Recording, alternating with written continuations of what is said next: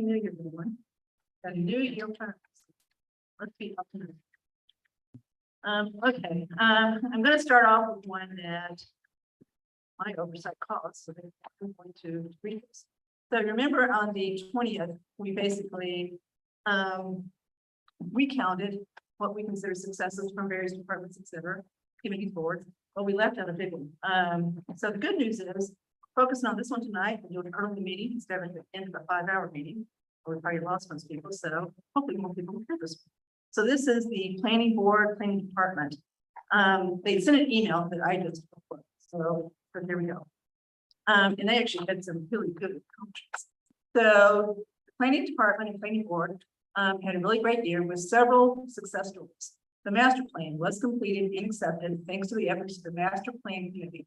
The plan was written almost entirely by the committee with minimal consultant help and expenditure of town funds, which wasn't the case in previous times. And the end product was really brought to life thanks to all the residents that sent in photos from around town. If you have not had time to see it, it's on the website. The plan is poised to take us into 2030 and beyond. The planning board also wasted no time getting the recommendations from the master plan world.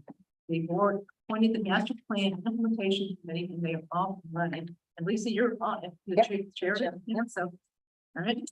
That's number one. And that's a big, I think, emphasize how important that is. Second was the planning department and planning board have been proactive in exploring the most advantageous way for Southborough becoming an MBTA compliant community. There's a recently passed law promoting housing and more specifically creating multi-family housing by right in certain zones, mainly around key stops, train stations, etc. Staff has been taking advantage of the resources offered by Mass Housing Partnership to learn more about this new requirement. During this process, we have attended many workshops and become aware of financial assistance that was being offered through state funding. We applied immediately as zoning can be very complicated, as we know, and obtaining technical help with zoning will work to the town's advantage, especially when the state offers to pay for it. Just this week, it's talking about the week in 12/12/22, they were notified that the town of Southborough has been awarded a grant in the amount of $20,000. So the planning board, planning department will be working with the engineering firm of Bowler, BOHLER Engineering, a highly respected firm that is fully vetted on MBTA communities and committed to our success. Now we've got this on our agenda too for January 17th. So they're going to come. I talked to Cody today, so they're going to come and basically update us on where things stand. But they basically taken the lead in this, and we're just going to let us know where things stand. We've signed what we're supposed to sign as far as the first admission, so I think in pretty good shape. The planning board, so next, that's number two. Third is the planning board in coordination with the Open Space Preservation Commission, again contracted Lucas Environmental to do field reports on 7 of our open space areas. The report includes action items for such things as encroachments and dumping. This information is available for the open spaces we have. It helps the town maintain the untouched land as it was intended. Number 4. Tree City USA continues to be an ongoing accomplishment for Southborough. The application to maintain our status as a tree city for our 4th year was just recently submitted, and we plan to continue the community's Tree City USA status through the Arbor Day Foundation.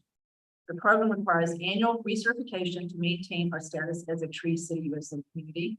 The planning board is continuing their efforts to pass a tree protection bylaw at annual town meeting in support of our designation as a tree city. The Tree City USA designation provides opportunities for grant funding and promotes city protection of trees, which enrich the environment, increase property values, enhance the economic vitality of business areas, and beautify the community. So, good job. So again, I apologize for the omission, but hopefully that made up. Okay. Next is public comment. So we do public comment at the first and last of our meetings. And public comment is for comments that don't relate to specific agenda items. If you want to talk about a specific agenda item, wait till we get to it and then you can speak. So anyone want to talk about something that's not on the agenda? Okay. Anybody else in there? Hello. Happy New Year. Thank you. So I've prepared a statement.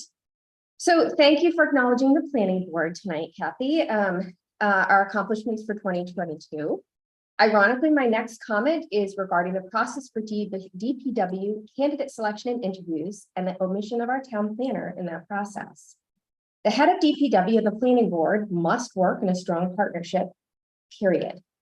The management of scenic roads, stone walls, and trees are just one way where that relationship failed with the former DPW head. Omitting Karina Quinn, our diligent, credible, and trusted town planner and civil engineer from this process is deplorable. She has tremendous experience, depth in engineering, and understands the requirements for some of the DPW responsibilities. She has an excellent reputation for being fair and open, and has a vast network across the state for conducting diligence and insight gathering on potential candidates. The process was flawed, and I fear not in the best interest of our taxpayers. I'd recommend that the select board seriously consider postponing a decision until Karina has an opportunity to speak with both candidates and provide her feedback to the board. While Karina has an exceptionally busy schedule, this is an extraordinarily important position that requires both strategic and tactical scrutiny, which she can offer. I'm frankly dismayed and disappointed that she was excluded from the process. That's my public comment. Thank you. Public comment? Yes. So can you introduce yourself? Yes, I will, actually. My name is Alexis Fallon. I am a property owner at 60 Breakneck Hill Road. I am the abutter to the town's farm dump. So I'm sure that this is going to be a part of meetings later on that are coming up. But one of the issues I wanted to bring to the town's attention is we're trying right now to enter into an agreement with the town so that they can access my property to do testing pits as well as to clean up. Okay, which I wish to cooperate. However, the problems that we're having is that the right of entry that was proposed exceeded the administrative consent order that the town had entered into with the Department of Environmental Protection regarding solid waste management. I've already discussed this with DEP. I've already discussed it with the town's council. I have indicated to them that there are certain waivers I cannot give the town. So I want to be very clear. I cannot waive contamination waiver, general liability waiver, which is what they requested. Number one, it is not required by the administrative consent order that was required by DEP. They did not say that I had to sign a waiver. Okay, they asked for my permission and that they would clean up. I have no idea what the test pits will reveal. In the lowlands. So to make it a little bit more graphic, the town's farm dump is on a higher elevation plane than my property. I own the riverbed that feeds the Class A reservoirs in Southborough. If you know anything about filtration and how things move after 40 and 50 years in a dump, you have to understand that most of it will descend and go into the lowlands and start to feed into the lowest parts of the property. This is my property and this is my riverbed. So we need to test it, which is appropriate. It has to be followed. We have to clean it up. So let's be clear. I'm praying that there's no other contaminants. I've had my property tested up near my house. I didn't know how far back. I have 4 acres. I didn't know that I owned that piece. I had to get a land surveyor. So I thought that was the town. So that's the one area I didn't test. I tested near my pond. I tested behind the pond. I just didn't know that I owned that. So now we need to test one area that I didn't know about. So that is the biggest issue. I'm willing to allow the town onto my property to clean up, partly because I'm a practical person. We do need to clean up the refuse. We have to clean up the garbage. So far, the 35 test pits have cleared and we have no toxic chemicals. But I am in the lowest point of this testing program. So when they come onto my property, everybody is concerned because this is the one thing they asked me to waive. they asked me to waive all liability for the contamination, yet I would have no ability to clean up their dump. I would be responsible legally to clean up my riverbed, but you guys understand, like, I would be stuck, like, okay, I can try to clean up the riverbed, but if I can't clean up the dump part, how am I going to solve the problem? So it was a very mechanical engineering question, which I gave to my environmental engineer, which he also talked to DEP. So far, I believe that the testing will be okay. I really do, because I've had tests done on my property and I haven't seen any chemicals, okay? But I cannot give you this waiver of general liability for contamination prior to testing. I just can't, because the scope of the project is only solid waste.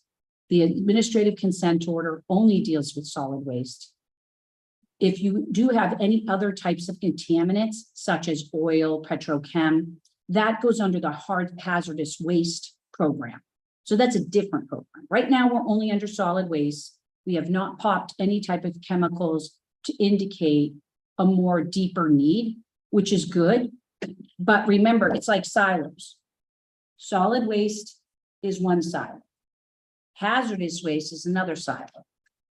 Nuclear waste, all that other stuff is a third silo. A fourth silo is public waste, like, sewer systems. So when we look at the law of environmental law, we have to understand that solidly, the farm dump is under the Solid Waste Act.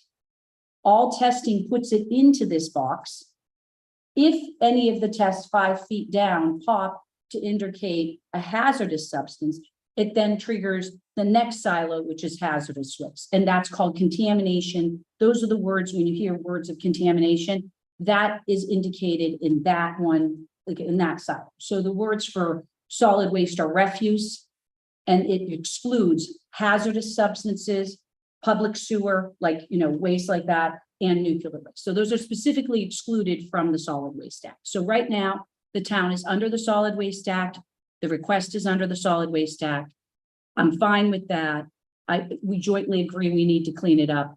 I want to help the town, but I also have to protect myself. And that's the reason why I came to speak today, because the issue is the contamination, the word contamination. I cannot give that general waiver, but that does not mean I'm not cooperating. It just means I legally would be tying my hands and I wouldn't be right. So I just wanted everybody to understand.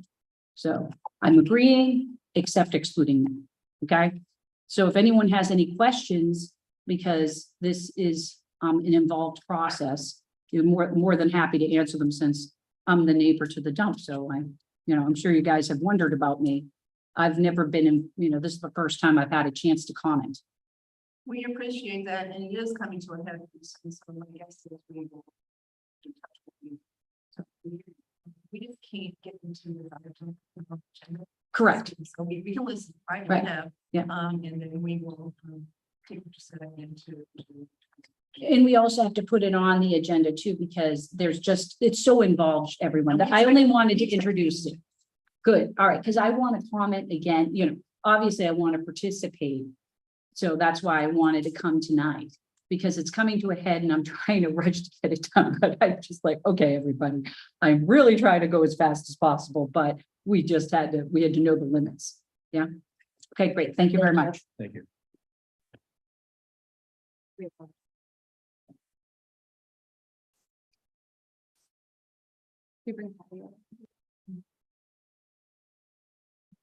So bring them kind of your. Oh, where the chemical officer. I think someone else told you. We have one online and then I just have one quick question. Is the RVND multiple, Going to be used in you if you want to know the answer. excuse me? We're going to open the the hearing's open, so we're going to speak to it a second, but it's going to be continued again. Also, it's good. So we have to come back then. Okay, sorry. Thank you very much. Okay. So, Yes.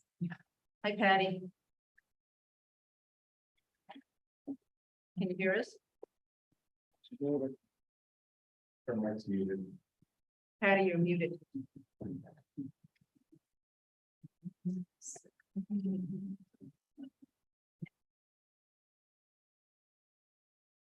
Patty? Still muted? Yeah.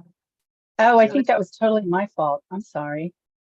You're right. I didn't have it unmuted. That's a dodo mistake. Um, okay. As I believe you're intending to decide on a new DPW superintendent tomorrow, I have a couple of questions before that's done. Has the job description for new hire changed at all from the job description of the outgoing superintendent? And if so, in what way? I don't know whether you can answer that now or. So Patty, remember, we really can't respond to something that's not on the agenda. But that's a question that Mr. Purple can probably answer, call him tomorrow. Right? And Ms. Braccio is going to have to excuse herself if we start talking about this anyway, so we'll get an answer to you. Okay. Okay? For months now, many people in this town have been requesting oversight of and accountability from our Department of Public Works, as well as its superintendent. Bringing in a new superintendent is the perfect opportunity to correct the past wrongs and set a better track for moving ahead. And that includes better accountability on projects, better working relationships and partnerships with other town boards and committees, and more fiscal responsibilities to the taxpayers of Southborough. I urge you to consider the wishes of the people that elected you to office and put our needs first. This department requires oversight and supervision, and this is the correct time to make sure that's in place to move forward. Thank you. Thank you, Patty. For the record, Ms. Braccio just recused herself, so and we can do that. Thank you, Patty. Okay.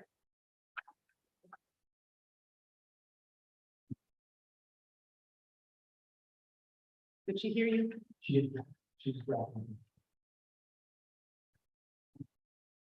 No.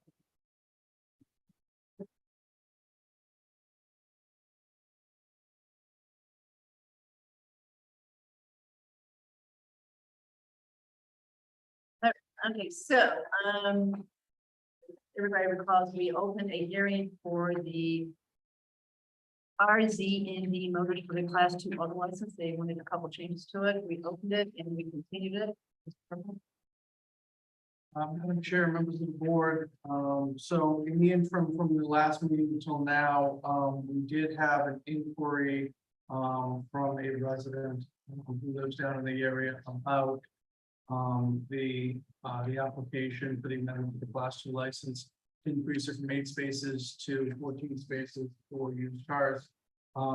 This property has had several applications before the ZBA beginning back in 1980. In 1982, the property did receive a special permit for to allow up to 2 vehicles on the used vehicles to be sold on the property, no more than 2. There was a couple of other various applications to the ZBA over the years that were either denied or withdrawn. In 2015, the minor site plan review reviewed a request to increase that from 2 to 8. Minor site plan review approved that. Planning board sent notification to the applicant that it was minor site plan had approved an increase. And from that point forward, any Class 2 license was issued by the board carried that 8 number. All of this was done under negotiation, if you remember, with the last property owner who has since passed on, former town council. So new town council is taking a look at this and saying, I'm not sure that minor site plan review can overtake or overrule what was done in 1982 by ZBA. The correct path may be, in fact, having to go back to ZBA to amend the special permit. We do not have an answer on that tonight. Council is speaking with the town planner as well as the building commissioner to get their points of view on this before we grant an opinion. And therefore, I would recommend that you continue the hearing. That's council's recommendation as well. Already spoken with the applicant. She's aware of the situation. I think she just wants to go the path that she needs to go. So rather than have the board potentially take an action that could increase what you may not, we shouldn't have increased, or we shouldn't have lived by originally 2015. We'll wait for council's opinion, and it may be that you have to go to ZBA first before it can come to this. Can I make a suggestion? So, and actually it was just because I was talking to one of the ladies in the hallway, and they don't necessarily access them enough. So they're wondering if when a decision is made, whether it's when the next meeting on this is gonna be with us, or if it's gonna go someplace else. If there's any way to send the abutters a letter, they can't access. Sure. So, I mean, I think it makes So sense. one resident who came to speak to me and said that they were somewhat like the spokesperson that people went to, which is why they've come to see me. So I'm happy to facilitate it back through them That'd be good. and see if they could reach out to the neighbors just to make them. That's fine. I just want to make sure that they're aware whether they need to come back or they don't need to come back. Okay. Thank you. Any questions on the plan to continue the hearing until we get our answer? here? No? So, you do have a hand up. You are, can we go? Sorry, do have a follow-up question. Okay, you want to answer your question first and we get to her? Sure, so if the recommendation of town council is that the applicant should go to the ZBA, do we then close out our hearing we've begun? Yes. So we'll then close the hearing, but until we get that opinion, we should probably leave it open. Yeah. Okay, So Hassan, can you bring over, looks like Laura? Things will go. Hi, can you hear me? Yes. Great. So in lieu of this being postponed or extended, I have a question regarding the current licensing. What is the enforcement measures for when their current license agreement of 8 vehicles is being exceeded? Because this has been a regular occurrence since they, started selling vehicles at the lot.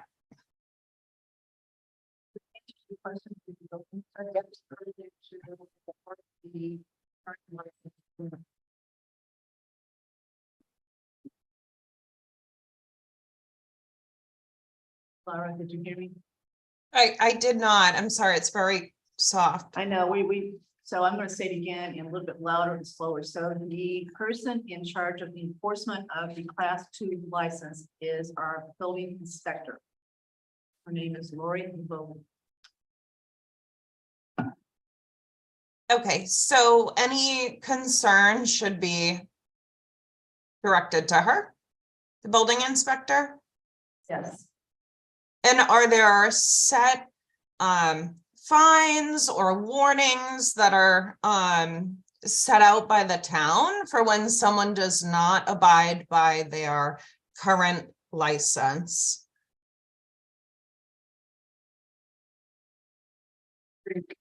Upon inspection by the building commissioner after several attempts to correct the behavior, so to speak. I think that information would come back to the select board as the licensing authority. The board may then want to have a conversation with the license holder to try and correct that behavior, given that the renewal of their license is predicated upon them following the terms of the license. And that renewal takes place annually. and Okay, there are great. fines. Potentially, there are fines potentially. There are potential fines. I think that this building commissioner has wanted to try to work with people to correct the behavior rather than that being first. So I mean, if you let the building commissioner know, feel free to let me know as well through the town administrator's office. I'm happy to help channel that for you. We can help to try to better educate the license holder as to their responsibilities. So Laura, I would suggest that you email Lori Lavoli, that's LLavoli@southboroughma.com, with a copy to Mr. Purple. Great. Thanks so much. Okay.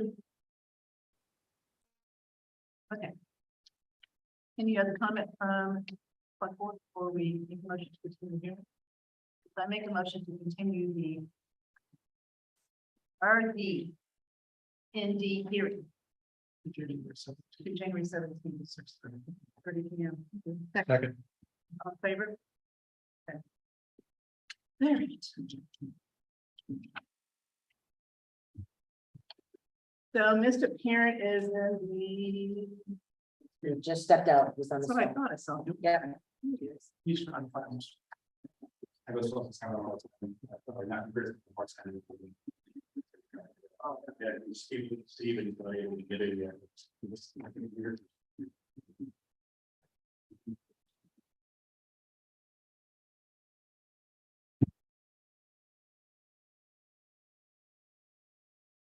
I know. It was one of the same thing. No, because there's 4 attendees, no, it's 3 people. Yeah. Hassan, it says there's 4 attendees, but you can only see 3. Oh, so while you guys do that, we're gonna move on until we can get them, because I think we need for it to be good. To be effective. Okay, let's go on to our reports. Okay, so chairs reports. We've got a few things. So I've already said it, but it's repeated. So we are going to invite planning board through coming to meet with us on the 17th to make sure that we're up to speed as far as what's going on, and just make sure we got everything done that we should. I was riding around the other day, was in yard, and that was the story that 6 communities have been dinged because they had met whatever they were supposed to meet. So they had some of the grant funding reduced. So that will be the 17th. Hopkinton is going to, they actually had a session today for any resident to come in and meet with probably more. We're skipping all of them, skip the reports. Coming back, where's BRC? Yes, because you're gonna take a while, so I'm just trying, these are easy, quick things. Okay, so we haven't forgotten you. Okay, so Hopkinton is doing their regional dispatch information session kind of 2 parts. They had an information session this afternoon from 3 to 4 with town employees for our residents to come in. So don't know how that went. But tomorrow night they're having their public session.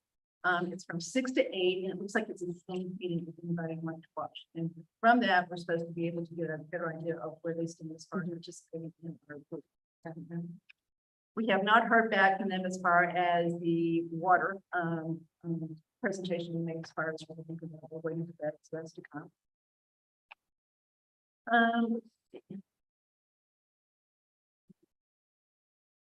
So as everyone knows, just to make sure we got the schedule straight. So tomorrow night at 7 o'clock, we're interviewing 2 candidates for the DPW superintendent position at the public safety building. There's some emphasizing the building, right? We'll do 1 at 7, 1 at 8. After we do the second, we'll decide what we want to do next, which could include a Zoom meeting on Friday. So we've got a Zoom meeting set up if we need it on Friday morning at 8:30. Okay.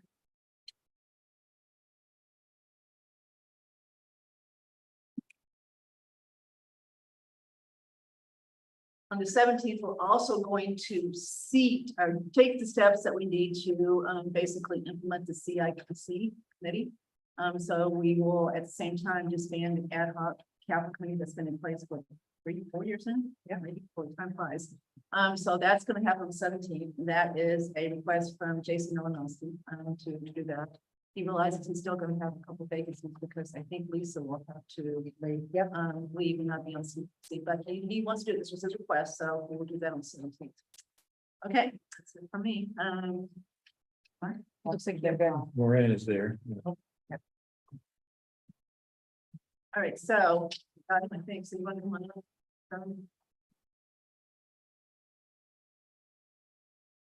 Mr. Moran meant to be here, but he's unable to be here because of the illness. Good evening, everyone. So why don't we turn it over to you and then you bring in Bob as you want to bring him in. You're going to do the whole presentation that we got. He'll go over the presentation basically, Bob. Just a quick background, as I'm sure you're all aware, hopefully everyone out there is aware as well. Southwood's been a green community for quite a few years now. And generally, one of the first things a community does as a green community is convert your streetlights over to LED. These are substantial savings which result in reduced greenhouse gas emissions. These are usually the primary thing. We had looked at doing this at the time. Unfortunately, at the time, the only option through National Grid for LED street lighting was 4,000 kelvins. These are much more blue and bright than most people like. Human beings are generally accustomed to more yellow light. That's more in the 3,000, 2,700 Kelvin range. It's just basically color tone. So at that time, the planning board was working on a lighting bylaw for the town, where they wanted to go forward with 3,000 Kelvin lighting. Again, I'm a 3,000 Kelvin light person myself. My house is 3,000 Kelvin. I don't like bright white light. So I'm like, okay. So I started, there you go, Bob. So I started working with Bob Moran of National Grid. I had requested, we need 3,000 Kelvin lights and dark sky friendly. What can you do for us? So Bob started carrying the water with National Grid for us. And it's taken years to do this. Getting something changed on a tariff is not easy. And now we're going to fast forward a few years and voila, we finally have 3,000 Kelvin lights available. And these things are taking off like rocket ships around the state. They're getting orders for these left and right from towns because you finally have a light that is more yellow. It's got the nice crisp cutoff, so it's not really giving a lot of light pollution, and you're gray sky friendly, and you save a ton of money. These are all nice factors. So needless to say, it's really time for Southborough to convert their lights over. It's long overdue, and we now have met the requirements of the planning board's lighting bylaw. And we have a product that we put in some samples around town. And as I had mentioned in the original email I sent, you're always going to have some people that are not going to like LED lighting. It happens. And every town I've talked to that's had this issue says the same thing. Goes on for about a month or two. All of a sudden it stops because people acclimated to it. It's a change. Human beings don't always like change. But this is a change that is responsible, not only from an environmental perspective, but from a fiscal perspective. So that's why we are here tonight. We are here hoping to get your approval to move forward with this process so we can get going on this. This is not something that happens overnight. This can take up to a year to do. They're getting backlogged. So we want to get on this list. We want to get going. So with that, I'm going to let Bob just give us a quick presentation here and we can take any questions you may have. Thank you, Bob. Okay, thank you, John, and good evening, Madam Chair, members of the board, Mr. Purple, and anyone from the general public. For the record, my name is Bob Moran. I am a community manager with National Grid, and I've worked closely with the town of Southborough for a number of years now. About 6 years I've been a community manager, and I've been before this board a couple of times previously. So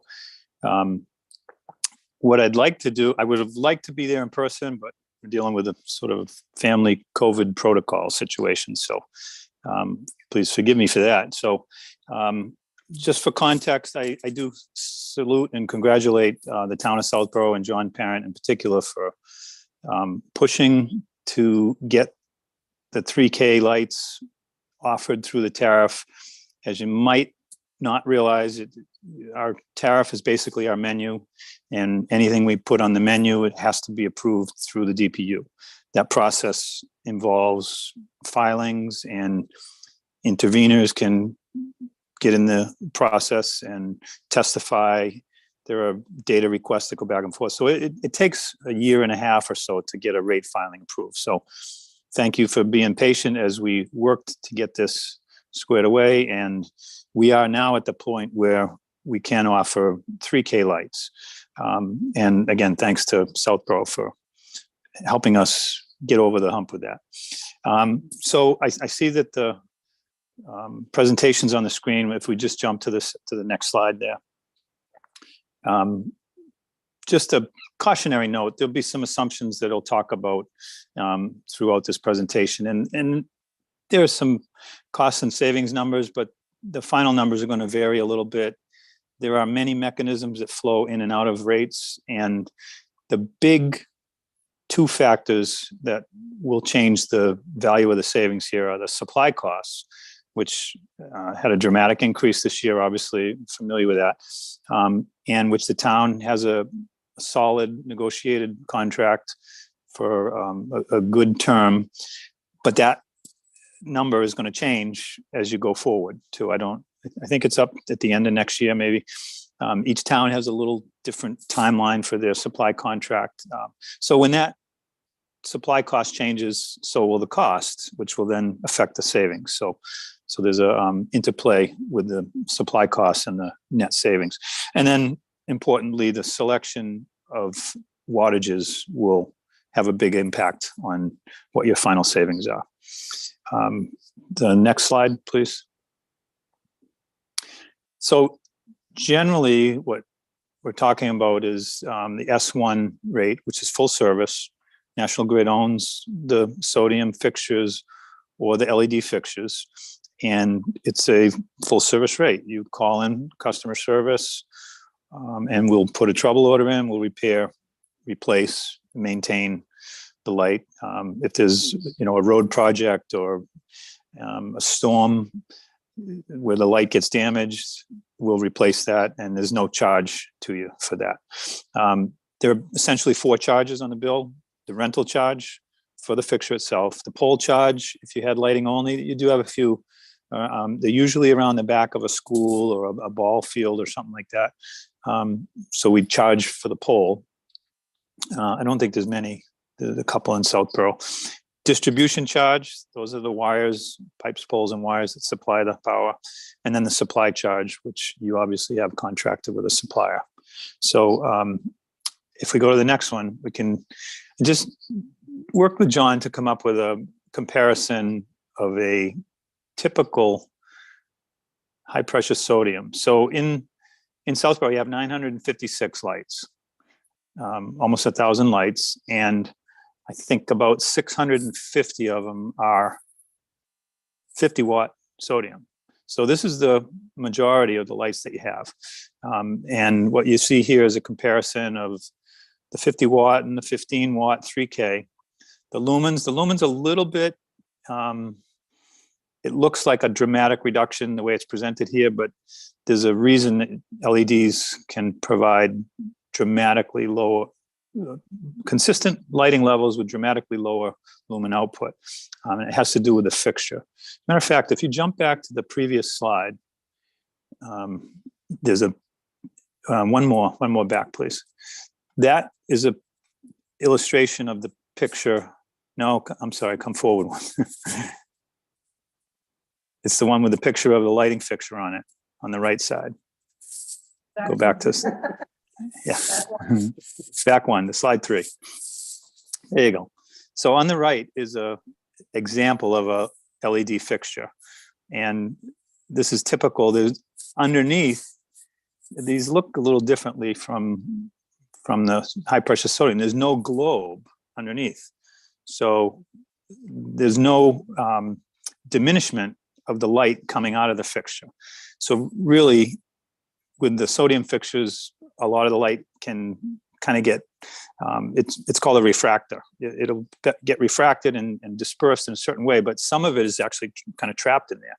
With no refractor on the LEDs, the light gets out of the fixture much higher levels. There's no chance for bugs getting sort of tangled up in the refractor, which can happen. Bees' nests, etc., can sometimes happen in the sodium. So I'm sorry, back to slide 4. Yeah. So this is a comparison of the charges and the energy use for 50 watt sodium to 15 watt. And the bottom line is, with the supply costs that you have right now, your cost per year is about $83. I'm sorry, it's $139 per year per fixture. If you had the National Grid supply rate, it would be about $200 per year per fixture.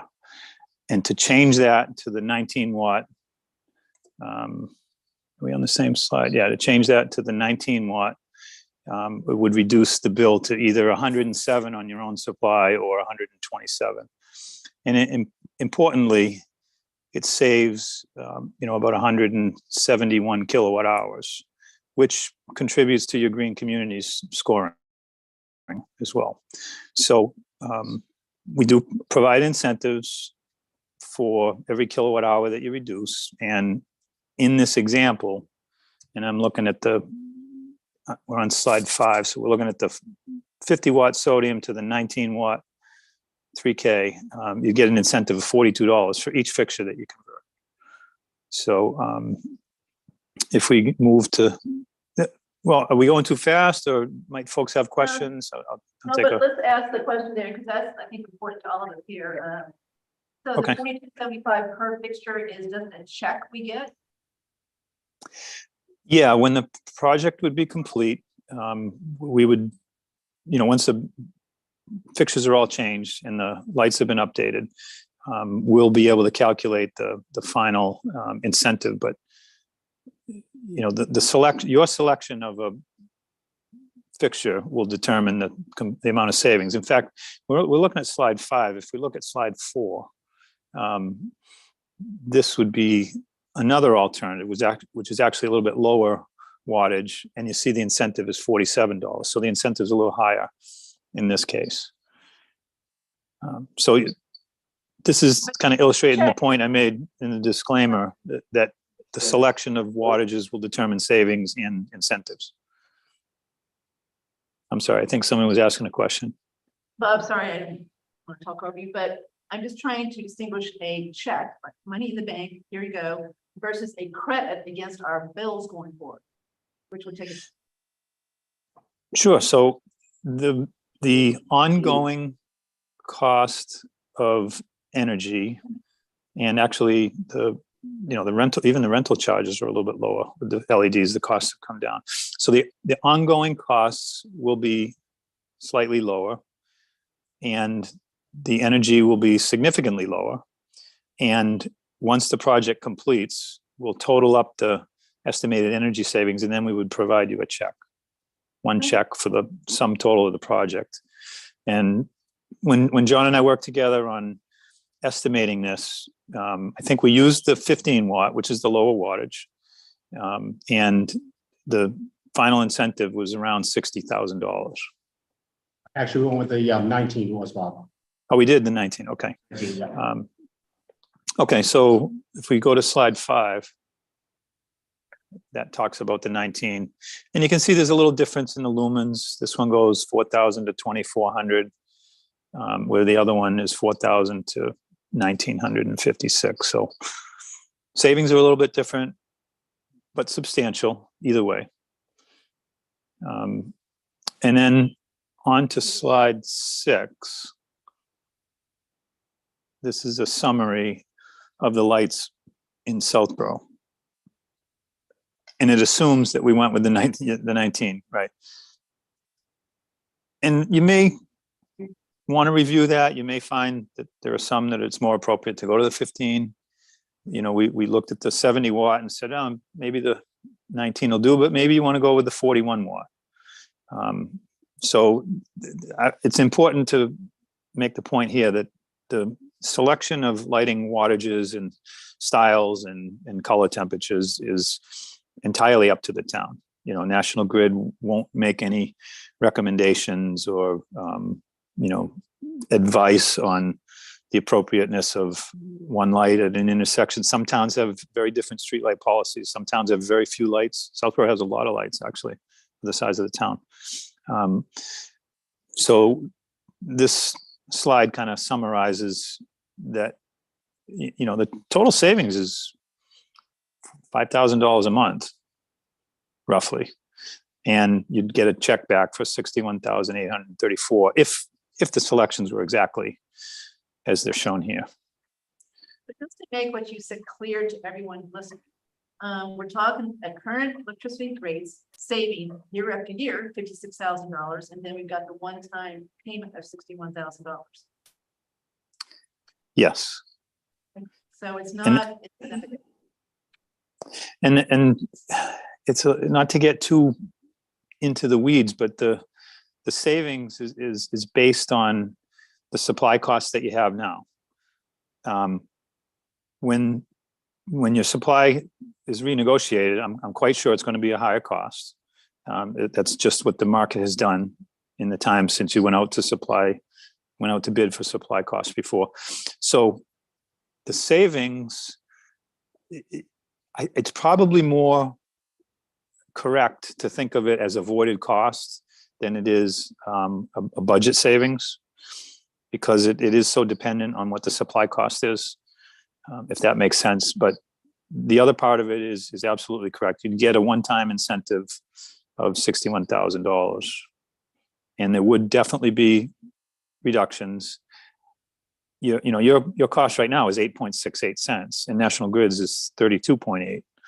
So when you go and renegotiate, you know, prices out there are around 18 or 19 cents, maybe, you know, your cost is going to go up. So theoretically, your savings will go down, but you could also state it in a way that your avoided cost has a greater value. So, I mean, it's not the easiest analysis to work through or to explain, but I give John credit for hanging in there with me on this, and I'll try to answer any questions that the board or the public may have. Can I ask one on the incentive? So Bob, when we're talking about the incentive, so this one-time incentive saving, what if for some crazy reason it takes 2 years to get all the lights done? And during that time, the rates go up. Are we locked in for this 61,000 on what the rate is today?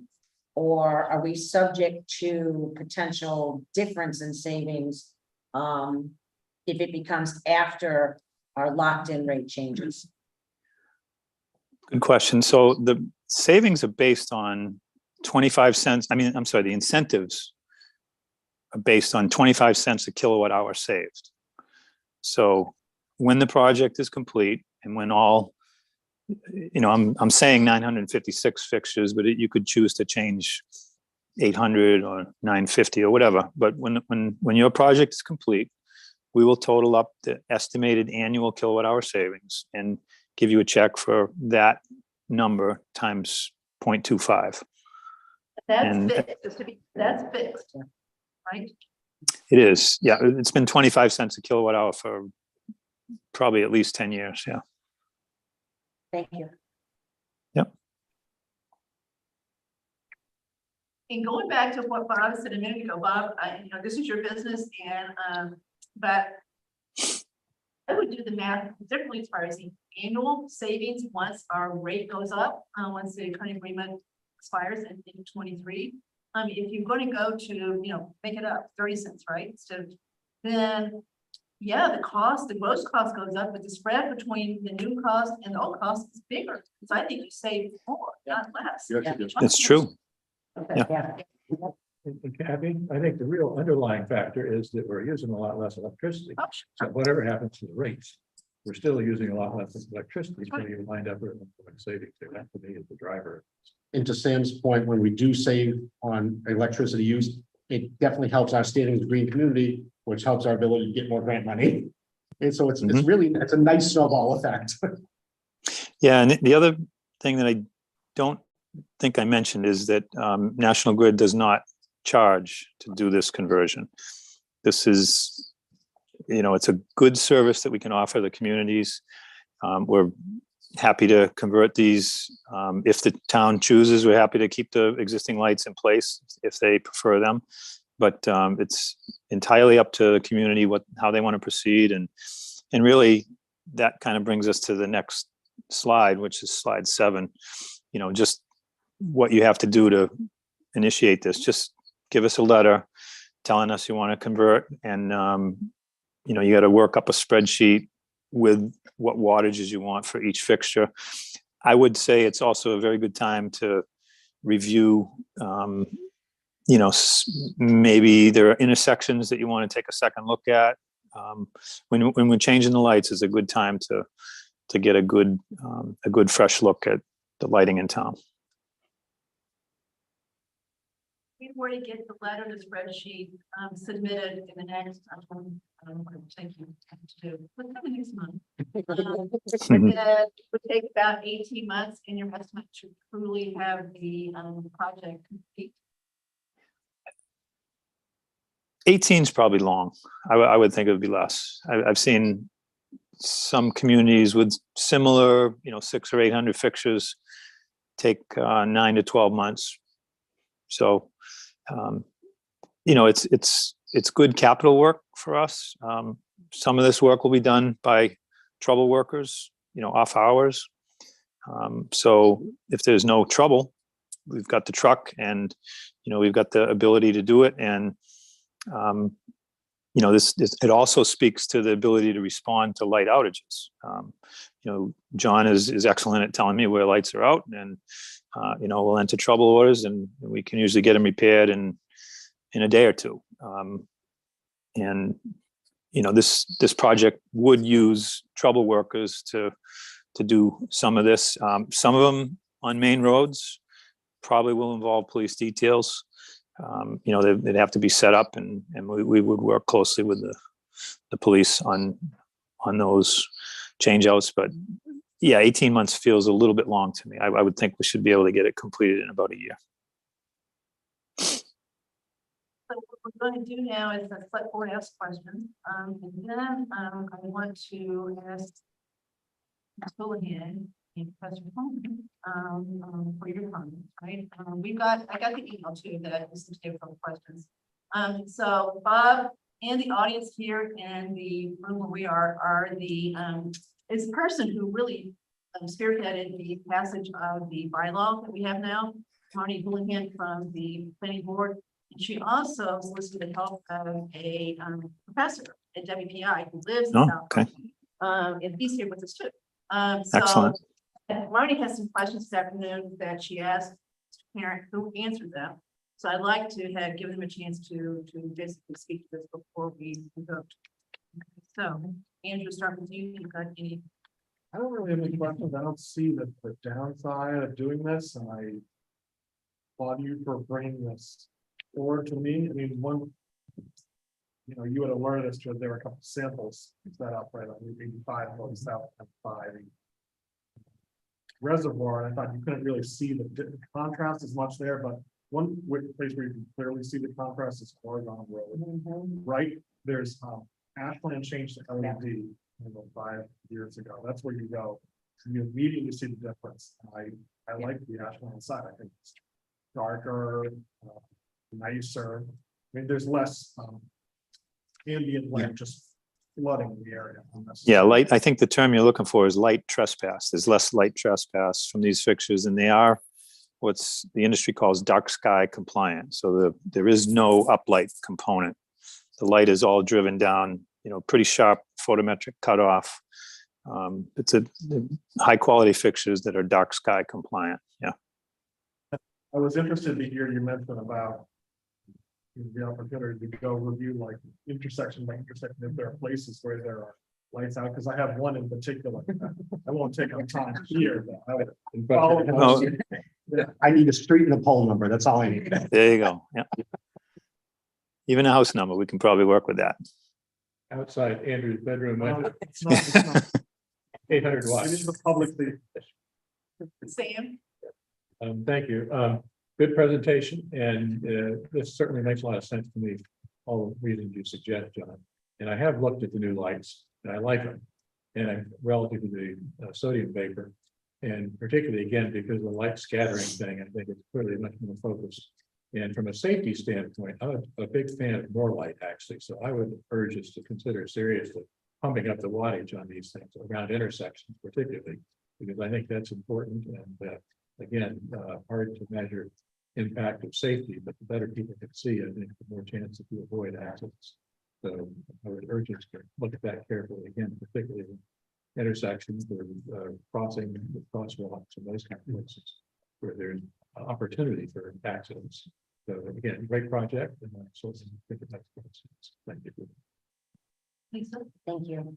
Thank you, John. Thank you, Bob, for doing this. Happy New Year, Bob. It's nice to see you again. Thank you. You too. I think for me, Andrew, you brought up Oregon Road, which is a huge factor for me. I drive that, and sometimes, I mean, it's so crisp and so bright, and like when I'm coming home from Walgreens and I go that way, and then I hit South Road, and it's like, it's so hard to see, specifically on a rainy night. So I like that they're more energy efficient. I like that there's a savings to the taxpayers, but there's also a saving to the environment as well. So I appreciate all the work we've done on this. It's something that certainly needs to be done. I mean, I have a light literally at the end of my driveway. So will be a little more crisper and a little bit more brighter, but that's okay, ultimately, so thank you. Chelsea? Okay, thank you, Bob and John, for bringing this forward. Great slideshow, and I think we included a lot of information here. I do have one question I think might be for John. On slide 6, where it has the 956 lights broken out. Were those all assumptions that for every 50 watt, it would go to 19 and 3000? You're Yes. gonna actually have to go through light by light to determine if that is the correct amount, and what other input, I guess, would you be looking for in that? Would you be looking to talk to police department and see if there's a high occurrence of accidents in that area, and that would drive a different decision? Kind of what's your thought on that? But look what he's saying there. So Yes. 643 goes from 50 to 19. So Yeah. people down 70 goes to 19 and the people Right. down goes to 41. So it looks like you've gone through and decided what you think is the right one. There are, I spoke to Chris Collins of Energy Conservation Inc. We use him for a lot of projects with the green community stuff. And he highly recommended the 19, especially for your standard roadway ones. Yeah. Simply because it's gonna give you the more light. And as you saw, these are all 19s. We put up as samples. They're not over flooding. To take anything left of that. Yeah. You're kind of darkening up the road more than I could believe would be in the best interest for safety for pedestrians and auto drivers. We want to make sure, and again, I would by all means talk with Chief Newell. Yeah. And again, I would reach out to Chris as well on this. Normally, I would reach out to Mrs. Galligan, but Mrs. Galligan's not going to be available for this at that point. Yeah. So I would probably be working with the new superintendent as well. And again, I can speak with Chris Leroy down there. He's very familiar with the streets, and Dean Sabelli as well. So I guess what I was asking Kathy more is like, out of the 643 that are 50, should any of them be the 41, 3000 instead of the 19? That's, Okay. I'm trying to understand what the methodology is is this all assumption that it will be a 1-for-1 ratio or 1-for-1 transition? And what's the process to just make sure that that is truly what it should be? But so, This, so to be clear, just take the fourth one down. You're saying there's 241 currently 100 watt. Mhm. I don't know what HPS is. So I guess sodium, high power sodium. Okay. You're suggesting, or key is that we go to 41 watt. Yep. 3K, right? that basically a good rule of thumb is we go down about half of the wattage. That's. how That's we did this. generally a good rule of thumb. But that's assuming that what we have there currently is what it should be. The ones that you show up there now are, if we have a spot that's sticking out, to your point, if we talk to Ryan, or if, Dean says to us, oh, we've got this location, it's always been a little bit dark. Like when I'm coming up towards, over the causeway, outside of the ones we added as a sample, there's an LED there. It's like right on the entrance to Route 9. In my opinion, it's way too bright. That's not one of my samples, that LED. It was one that put up a long time ago. That's when I would reduce the wattage. I'm looking at going, what are we lighting up New York City here with one light? And maybe that's what I should have said, is the opposite, is if any of the 24100 was automatically put at 41, make that go back We down. may to be able to bring 19 them down instead, even more, yeah. I just want to Yeah. make sure that there's some methodology. Asking John to review all 956 lights to make sure they're. right now. No, I mean, I think if we, I guess what I'm asking is, do we know that there's areas that have been problematic or that people have complained about? I don't, I mean. I think that's the question. Yeah. And then a lot of, What I can do is when I first started this process of the sample, I did meet with Karen Gallen, and I asked her, I said, Karen, give me a good intersection. I said, I want one that's dark. I want to see what lights up. And I think it was Woodbury and Woodland maybe. And we put one there. It's beautiful. It's the right wattage. That 19 is perfect. It's lit. I took pictures of before and after. You're hard pressed to tell the difference. It's like, that's a good light. And that's the goal with this. I am very happy to say, we put up these samples. Most people didn't even realize they were up. Normally, when you change from LED, you start getting phone calls. No, there was nothing. You will Yeah, notice they that's do look- true. they look whiter. Yeah, they look I whiter. would on the say pole. that's the difference with the 3K versus the 4K. 4K looks a little more like a shop light in a garage, and the 3K looks a little more like you would see in a residential home. If you're Yeah, looking on the it's- pole, you can tell it's an LED. If you're looking on the ground, you are going to be hard pressed to tell the difference. That 3000 Kelvin is a huge difference from the 4,000. Let's labor quick. Chelsea was asking, do we think we know from calls we've gotten from who have complained enough that we think that whatever is there today is okay, and we're just gonna convert it like you say here? Pretty much. And if there's complaints, we would, and Bob, am I reading you right from our conversation? Say we put something up and we don't like it, National Grid can change it to a different one. No, we don't want them coming back doing 100 lights. But if there's a few lights and all of a sudden it's like, no, it's too much or it's not enough, can you take care of it? And that's Yes, generally. yes, we can, The goal is to yeah. get it done in advance, we want to do our diligence first. Yep. And You're no, correct, like John. that no cost. So I guess who would be, I'm guessing that, police would be a good source, Mhm. right?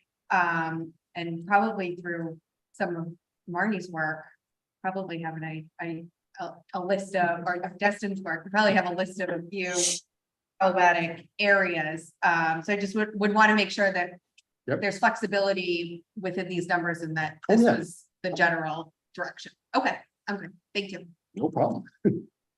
So the advantage of going last is, I'm fine with this, I am totally supportive of this, Chelsea probably saying, I'm excited about the savings. We've got such a budget problem. It's nice savings. I'm not gonna lie, it's a nice number. But and then all good with it, it's good. And it's bylaw and it's adhering to, so, And I will say one other thing, the relationship the town has with National Grid is amazing. Like I reached out to Steve Spacey over at the, Neil Spacey, sorry, the fire department. And he cannot say enough nice things about Bob and National Grid as well. When we are in crunch time around here, National Grid is here for us. We rely on them and they serve us well. So anything we can do to support this relationship and keep it going, I think it's a good idea. Thank you for that. And I would echo that Southborough is a good community to work with. So, Marty and Professor, you guys want to come up? Do you want to say anything? I assume you want to say something. You don't want to? It's just hard to hear because you don't have to take as far as now. It's good to see you all again. Sorry, your wife. Yes, Her. absolutely. She's excited. So I think this is great. It's great that we're talking about it. I like most of what I see. So that's the good news. It's going to save the town a ton of money. It's going to help the environment. And it's going to dramatically be better than something else we might have put in there that had gobs and gobs and gobs of blue light. That was my big spiel, right? With the lighting bylaw and all that. Blue light's really damaging. There is more blue. Here's my one visual there. I can pass this around, but high pressure sodium is at the bottom. So if you just here. So we're going to be adding blue. I think that's important. Even though they're 3000 Kelvin, we're going to be adding a lot of blue to the town, but there's still blue light in the 3000 K. The lighting bylaw suggests anywhere from 2200 to 3000 K. So actually this puts us at the very upper limit of how much blue we would want. Can I just ask, is there more blue in what we have now? Much less. Yeah, so if you want. it's much less, yeah. Much less right now, yeah. So even though we're getting the energy savings and all that stuff, if we put, 4,000 or 5,000 Kelvin in there, and gobs of blue, that's that big blue peak that you see on that one. 3,000, and that's a 2,700 that's on the sheet. 3,000 has a little bit more than that blue peak. So we're actually adding a lot of blue to town, and I think it's important. One of the ways that can be mitigated is to decrease the wattage. The lower the wattage, the less blue light we're putting out. One of my concerns is not necessarily it's the blue light going in the environment, but it's blue light has higher energy, it scatters more. One of the things that's super bad about the 4000 K LEDs and higher, especially given driving conditions, is it's got tons of glare. The bulb glares, it glares off the surfaces, and it can actually blind. It's sort of like when you're driving down the highway and there's somebody coming at you with their high beams on and you can't see anything because of the glare. So there's, we can mitigate some of that, but there is going to be glare. And driving by, I took a tour, and I actually was one of the I noticed right away that the new ones were going in and all that, and I actually said to myself, in the scheme of things, I've seen much, much, much worse. In terms of streetlights. I think to me, as someone who's looking for that stuff, there's a lot more glare on these lights. You can notice it at the ground level because it looks brighter. What happens is we've got two different types of vision. We've got daytime vision, which uses one type of cell. We've got nighttime vision, which uses another.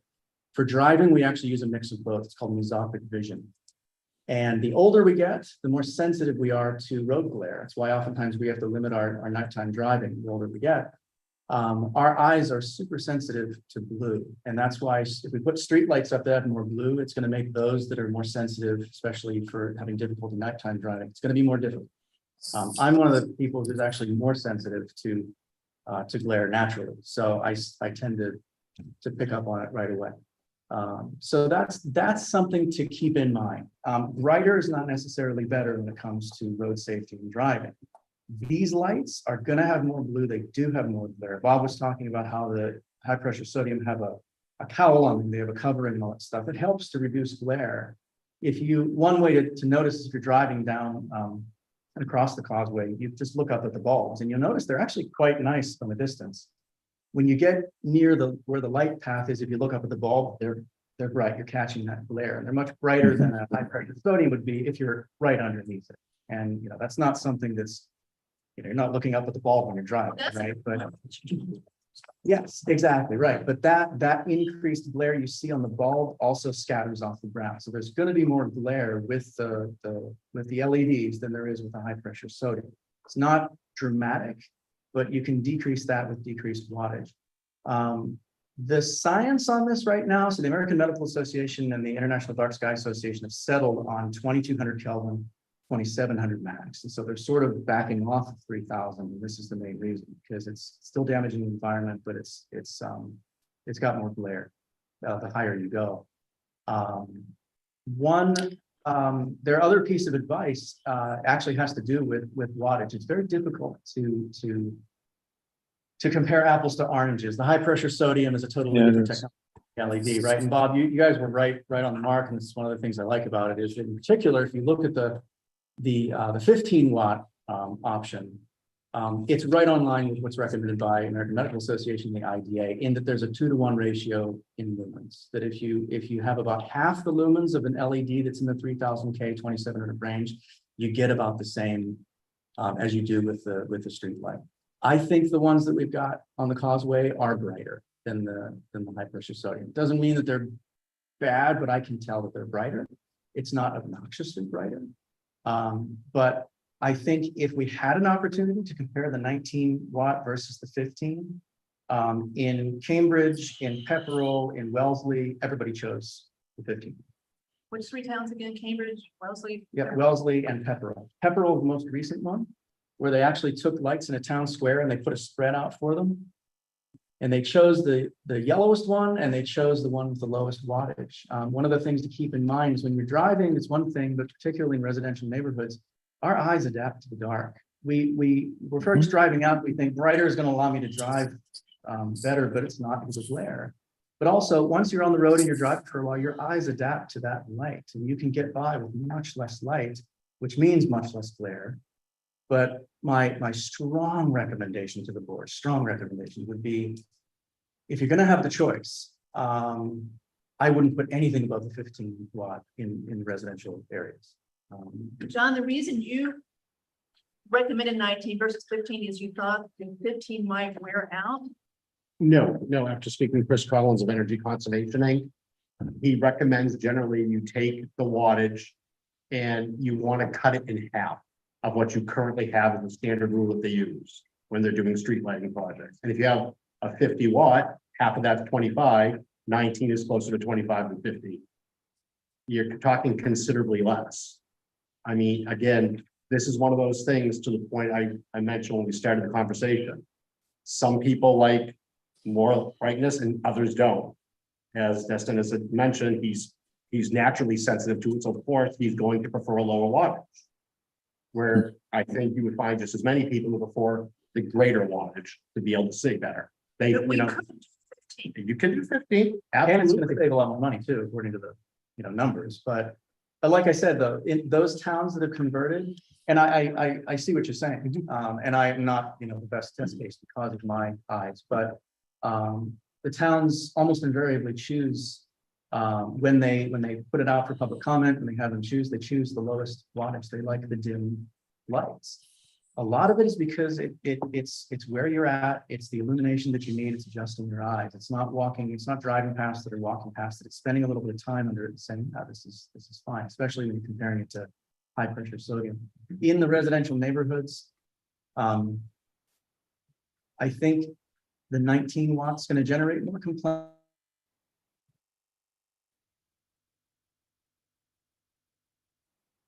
If there is an option for somebody to say across the causeway, you're not going to look up at the bulb, but if you do, it's like, yeah, I can see that that's bright. It doesn't count on. When it's outside your house and you can look out of your window and see the bulb, that's going to be a different issue. So that's where I think can decrease the issues of more glare and more blue by decreasing the wattage.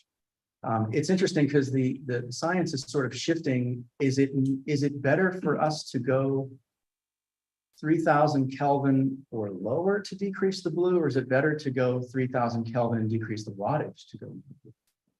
The truth is we can do both. And so, I think that we're going to do this. It's going to be great. We're going to save money. But I think we need to be careful. We're going to do this once. We can go and tweak, this light or that, but we're not going to be able to have a whole scale changeover of the street lights. And this is the single biggest lighting impact we are going to have on the town, period, in a lot of years. This is last forever. Would it be possible to get a few 15-watt samples? Of course, yeah. Just let us know the poll numbers that you want us to do this on, and we can do that. I think if you can let folks know, here's a 15 watt, here's a 19, so that they can see it. I mean, the 41 watts scares me. Those are bright, very bright. I don't know where 96 watt, they have 96 watt, and they're actually 210 watts for highways. Yeah, so even the 41 some that watt yeah. is crazy bright. National Grid is given a choice between 19 and 15, but we're not being given a choice of going from 3000. We've got to. There's nothing lower than 3000. Well, they don't have it. Yeah, It's there's not a standard now at 2227 Kelvin. I guess it's not something we can do. Was the standard then 3000? Now it's come down. When we did our work, we saw that we were issuing a range, and so in the bylaw it says 2200 to 3000.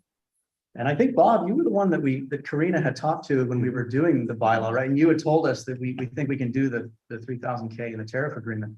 At the time, Yeah, I mean, the tariff. 2000 were on the market, becoming available, all that stuff. Now the 2700s are available and 2200s are available. Yeah, So and that's been a little bit of a challenge as we've adapted to LEDs, is that the technology continues to change pretty quickly, and the costs continue to come down, which is good. Even to the point where the LED facility charge, the rental charge, is lower than the rental charge on the sodiums that are out there too. So it is kind of a challenge to keep up to it, but I'm not sure I could commit to the National Grid getting a 2200 or 2300, 2700 Kelvin light on the tariff, on the menu for a number of years. It's just that process takes a long time, and I think sitting at 3K, that's a good compromise from, at least in terms of what the process involves for us to get a new item on the tariff. Did that make sense?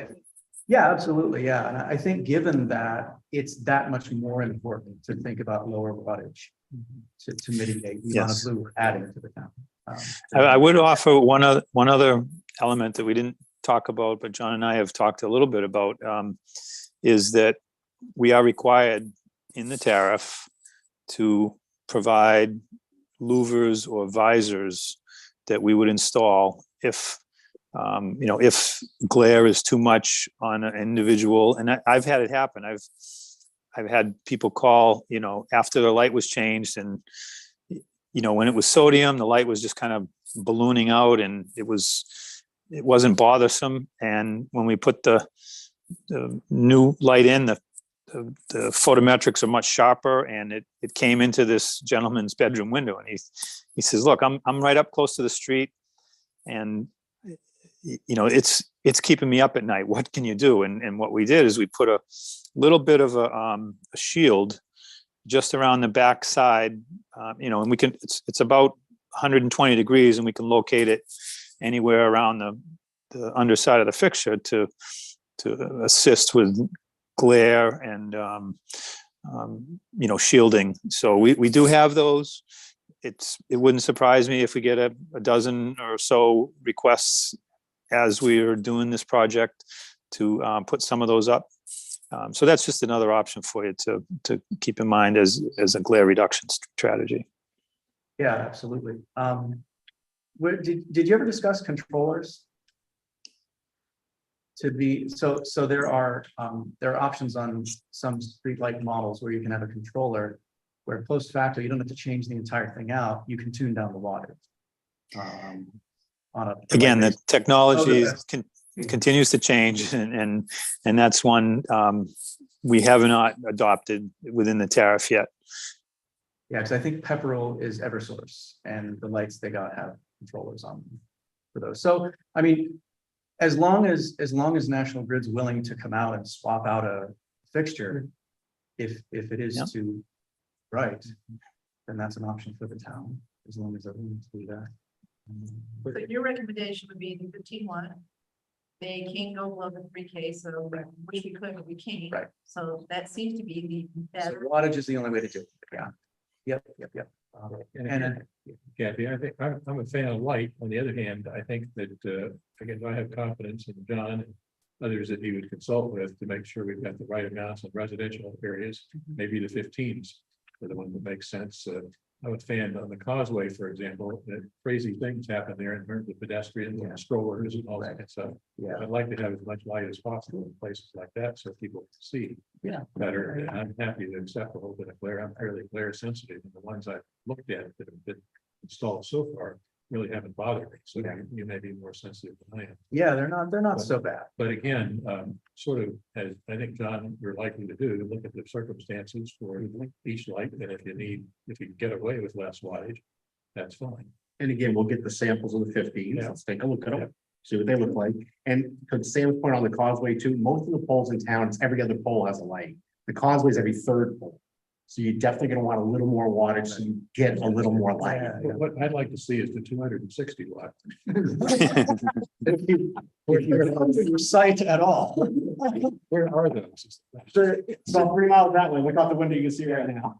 So John, I only heard the back end of it, but you mentioned that there was one light that wasn't part of the samples The that was samples, there. yes. So there's one light, I'm wondering if it's the same one. There's one light that's on the north side of the Route 9 overpass. I think you're right there, actually, right at the entrance. On the northbound Bingo, side. yeah. It's way Yes, brighter than, yes. okay, good. That is not our sample. We do not see that. Because I've been driving by that one for a month, and I tell my wife every time. No, but when I saw the other ones go up, I'm like, I think those are different, so that's good. And I think one of the important things is we have to be consistent. Yes. And one neighbor wanting one light, one neighbor wanting it different, I think that's even more distracting than glare for the Mhm. guys, is every other light being different. I think we need to strive for consistency I agree. as much as we can, and there will be that exception. And I think we Yeah. clearly need to accommodate that, but overall, whatever choice we make, we can just try. and strive for I think with that, consistency. when the 643 comes in, those are mainly gonna be your neighborhood lights. And to Lisa's point, what we choose for one neighborhood, you should choose for all the neighborhoods. You don't want it being a patchwork quilt down. But there is a hybrid option. So if you did choose like the 15-watt, you could do the 19-watt on the Causeway. You could do Yes. this kind of range. Yeah. Right. And there's nothing, like, I'm just thinking about very low lit current residential streets that are fine, that are scenic, like true scenic roads. I know we're trying to make the change, and to make them all scenic, but those scenic roads, I'm thinking, I can't even, like, not Flag. Yeah, Flag is very, I mean, it is a very major thoroughfare in the fact that people use it that way, but it's still a scenic road. that's something that I think would be testing. These lights might be a good option if we put a 15 and a 19 for people to compare on more of those streets, or on Main right now where you have some 19. Right, Maybe put some yeah. 15 so you can actually see the side by side. Okay, but what we can't do is turn this into A a referendum. pick and choose.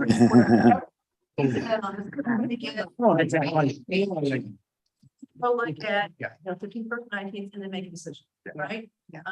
I can tell you Pine Hill Road is too dark, so I think we need, this is gonna help. So we've got to figure out a way to not let this turn into, everybody wasting anything. Yeah, and if I can just offer a cautionary comment, having dealt with streetlights in, in many dozens of towns. Streetlights are very, very emotional. People really feel connected to the lights that are in front of their house, and they will come to you with opinions, and John knows this, and the DPW knows this, and you will get comments, you will get feedback. So I, as someone who does this with communities in many areas, I think the idea of being consistent has a lot of value when it comes to being questioned or challenged about what the streetlight policy is. So, my 2 cents. Bob, do you think that because everything I'm hearing from IDA and AMA and all that stuff would say that the 15 watt is the closest analog to the HPS that we have? Is that your appraisal as well? Because the 19 to me seems brighter, slightly brighter than the HPS, and the 15 is what's recommended by IDA to replace HPS. Yeah, I guess I'm probably not qualified to comment or challenge the IDA, but yeah, as a resident in a community that's changed some of these over, the lower wattage is more comfortable to me. I too, John, am sensitive to the glare, and the lower wattage is good. And these streetlights are markers, as you drive these streets regularly. And I'm not a fan of the really, really bright lights either. Bob, So how long I will think it I take- agree with the 15. Sorry, I just wanted to ask, how long will it take to get a couple of these 15s installed in town? Just so we have a better time frame reference. Probably within 30 days. If you ask for 6 or 8 of them, I could probably get them up within 2 to 4 weeks. Thank you. So if you could commit to that, we could put this back on, our either first or, so we got February 7th and February 28th, if I remember the dates, right? So we can put it on one or the other, so we can wrap this up, because I'd like to see this wrapped up sooner than later, so we get the savings. Do we need to wait for that to wrap it up? I mean, it seems that we want to go ahead. The question is, what lights do we use? Board's pleasure. I would support, Dr. Thomas' recommendation, using 15 watt wherever, John believes it will be okay, right? He's giving me 3 towns that use 15 watt, and as well as the, Pepperell and Cambridge. Okay. Interesting towns. Do you have 3 that use 19 or? It's not necessarily that they're using 15s, that when they were given a spread of wattages, they always pick the lowest one. Okay. I know that Pepperell is using 15s, they have controllers on them, and the last I talked to the Massachusetts chapter of IDA, they tuned them down with their controllers to 12 watts. So they even tuned them dimmer than the 15, and that's where they settled that everybody liked them. And what we can do again is once these samples are, the locations are determined and we get them up, I will email the board again. You go look at them. It's one thing to open it to 11,000 voices, 5 voices we can listen to and say, what's your feedback on it? Be honest We with just us. should do that. This is a time, so. that's- It seems to me the question is first, do we want to do it? And if we want to do it, then, find a sensible way to do it with John and others providing input to it. I don't see that we have to wait. But Concept. no later than February. Okay, so let's talk about who wants to wait, who wants to go ahead tonight? Anybody want to go ahead tonight? Okay, so we go ahead tonight, and then you would put up the samples of the 15 and the 19, and then the idea is you don't need an answer for this right now to start going. If the 15s are good, we'll go with the 15s. I have no objection to it as long as we feel the lighting is good. So is there any safety concern from a 15 to that's my only concern on the 15 is Are there certain intersections that should be a 19? I'm not opposed to the 15. I don't know the answer. Well, that's why I to asked that. Bob about if his appraisal matches with IDAs and the AMA for which one of these is closest to an HPS, what people have now. And the 15 seems to be the answer. So I would expect that, between the IDA and the AMA and me and Bob, that the 15 is not going to be any worse than the HPS people have. Yeah, and the only thing that I would offer here is that, and it's right in the tariff, I can almost read you the language back. It says National Grid makes no warranty or representation as to the adequacy or appropriateness or selection of light style, wattage, or location. So that's basically a note that says the town has to tell us where they want the lights. And like I say, I know towns that have 28 lights in the whole town, and I know towns that have 2,700. So it's entirely up to the town. You tell us where you want the lights, tell us what size and style, and we'll put them there. How about this? Because two, I think, want to see the comparison. Why don't we vote tonight to approve the concept? We want to do this. Yep. Okay, we want to do it. And then let's have public safety have a chance to weigh in here.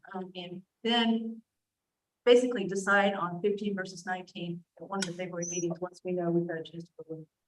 I think that makes sense. And then in the placement of where you put these, can you put them in some kind of different locations, one along more traveled street, you can see what it looks like there, one in a more residential subdivision, you can see that. Yeah, I would definitely want to make sure we get an intersection or two in. Yeah. And like, kind of like the Woodbury and Woodland, again, because that worked really well. So I want to see how 15 would look there. So we can try to move it around. And to Marnie's point, if we could do like one or two down Main Street where you already have the 19, so you can see a side-by-side comparison. Okay. We're going to try to be as logical with it as we can. And one in a quiet residential neighborhood where there's, again, not a lot going on, so you can sort of evaluate the local impact. And actually, believe it or not, the backside of the cemetery is a great road to do samples on. I almost did these ones on it because there's nothing there. And sometimes a dark road is a great place to look at something. Into my driveway, my cameras. Give me a free poll number if you want to see it once. It's too bright, I'm the first one to tell you. Needs a 260. Yeah.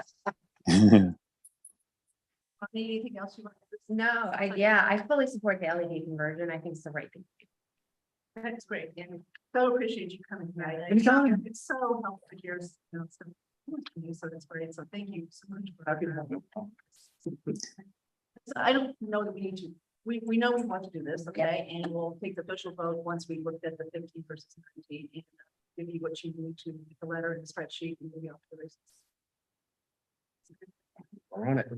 Okay, Thank you. Thank you for coming. Thank you. very good. Thank you all. Nice to see you. Happy New Year, everyone.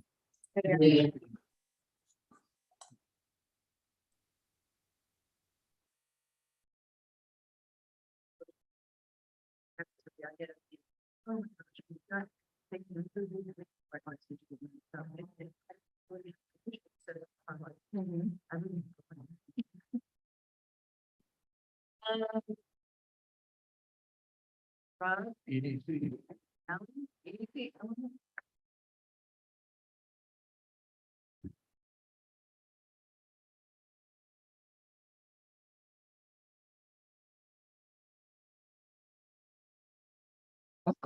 Thank you. It's great to be here. Yeah, well, thank you. I'd like presenting. Sure. Hi, good evening. Rob Anderson, the chair of the Economic Development Council, joined tonight by my vice chair, Ellen Belniak. Travis. I do like presenting in person. I also sometimes where PowerPoints are good, I oftentimes like speaking extemporaneously and a bit off the cuff. I think it gives a little bit more character to both me and what we're talking about. So we do not have a PowerPoint presentation, but I would like the opportunity to talk a little bit about the EDC, how our past year has been, and how we kind of view things going forward as a community and our intersection with lots of the other boards and committees for the town. So as people in town might be aware, and the select board is as well, we had our part-time economic development coordinator, Marika, leave at the end of the fiscal year. So we have been working without an admin, without any assistance since that point in time. It is for a volunteer board somewhat troublesome to keep that momentum going, especially when we had someone like Marika who was making great efforts and great strides for things like grant applications and outreach to businesses, things that we would like to continue that are kind of on our list of objectives for the year going forward. To that end, one of the things that we're thinking about this calendar year is having a placeholder contract role for Claire Reynolds, who has been with the EDC in a variety of different roles, variety of years. We want to keep that momentum going because there are certain things bubbling, at least in Massachusetts, with the new administration, and a focus on both housing and economic development as twin pillars to communities taking that next step towards sustainability. And that's kind of business and economic development sustainability. And you know, one of the things that we discovered with Marika and her grant applications is that not all of the grants out there are for economic development. There are lots of other grants out there for a variety of different initiatives. We just heard people talking about the green communities and replacing LED lights. That's an initiative built off of grant application in the past. There's the municipal vulnerability preparedness MVP grant that was applied for in the past. There are grants out there that can be researched and can assist people just beyond the economic development committee. So one of the things that we want to see going forward, and one of the initiatives and goals that we have to marry up a little bit with our neighboring communities, is a transition from just a full, a part-time role simply dedicated to economic development to one that is encompassing to all of the other boards and committees, one that takes on board a grant application element that can allow us to maintain our economic development initiatives, but also provide value to the other boards and committees that are out there. That might not have the bandwidth like the EDC has for its volunteers, to make sure that we don't leave anything on the table that could improve the quality of life for residents. So we've taken some steps for a job application, working at a budget. And I think I'm going to have Alan talk a little bit about the role, the steps that we've gone and the steps that we still need to go through on that job. Great, thanks, Rob. So Marika, as you know, is working part-time, at least on paper. The reality is she was putting in more than that. She was really dedicated to the role, and we're going to miss her for that. But one of the things we're missing is not just the 19 and a half hours, is the 19 and a half hours plus was the additional research on those grants and things that she did. So as we were thinking about the right kind of talent to attract for a full-time role, we were thinking, as Rob alluded to, was what if half of this full-time role is like much of what Marika was doing as the part-time coordinator, but the other balance of that role is a grant writer, researcher, seeker, funder, administrator supreme, but not just for EDC, but every single other board, committee, and department within the town that could benefit from it. We know that there are some boards and committees that are successful in getting grants, and huzzah, that's great, fantastic for them. But we know there are others that could use that, some of that assistance. We've actually, at our previous meeting, kind of volunteered to do some outreach. We kind of said, hey, do we think this board or could this committee or this department could use that help? And we started that outreach because based on our experience, we thought there are some that could benefit from that. So the idea would be that roughly half that time would be spent helping to research that, which means that would be bringing in additional money to support what we do realize would be an additional increase in salary for a role like this. As Rob alluded to earlier, we looked at some what other local towns and cities are doing, and this is a role that's consistent with roles with towns, and cities that are bringing in that kind of grant assistance to fund the kinds of programs to keep moving it forward. And so again, just in summary, the idea would be that we were looking at a role that would be a community development coordinator. There might be a different name in sort of the agenda because we were kind of going back and forth with the the description, the job description. To be clear, it would be one full-time position, not a full-time and a part-time. I think we may have potentially confused people. We're not looking at multiple roles. We're looking at the augmentation of the existing part-time to a full-time role. So with that, I'll hand it back to Rob to chat about some other things that this role might be able to help us do. Yeah, and whereas there are those goals that can assist other committees, I think it's important to note some of the initiatives and goals that the EDC has on its own. Obviously, fulfilling the goals laid out in the master plan, which received an awful lot of constructive input from everyone in the town. Those are great goals to go for too, but in thinking about some of those things that are on our radar that are of importance to us, particularly given the limited commercial capacity in the town, is a focus on Route 9 and where some coordination with the planning board and rezoning could be useful for some level of new construction and commercial growth in order to increase the amount of commercial property tax revenue that we have coming in and help keep the residential property tax low.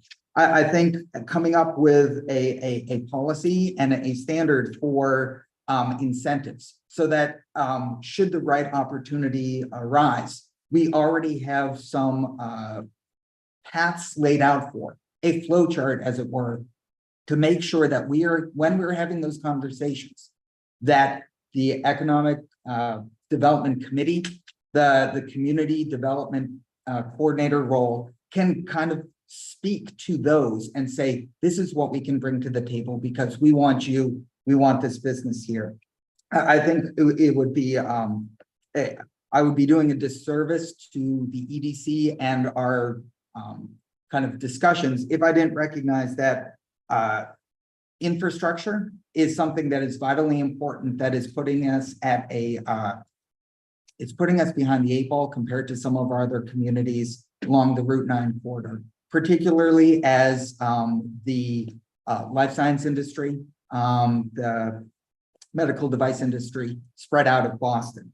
And you know, when we're thinking about that infrastructure and we're thinking about incentives and we're thinking about ways in which that community development coordinator can take that lead role, I think one of the things that can be very useful to have that full-time position in that role, applying for grants and talking with the other departments, is helping to streamline the permitting process.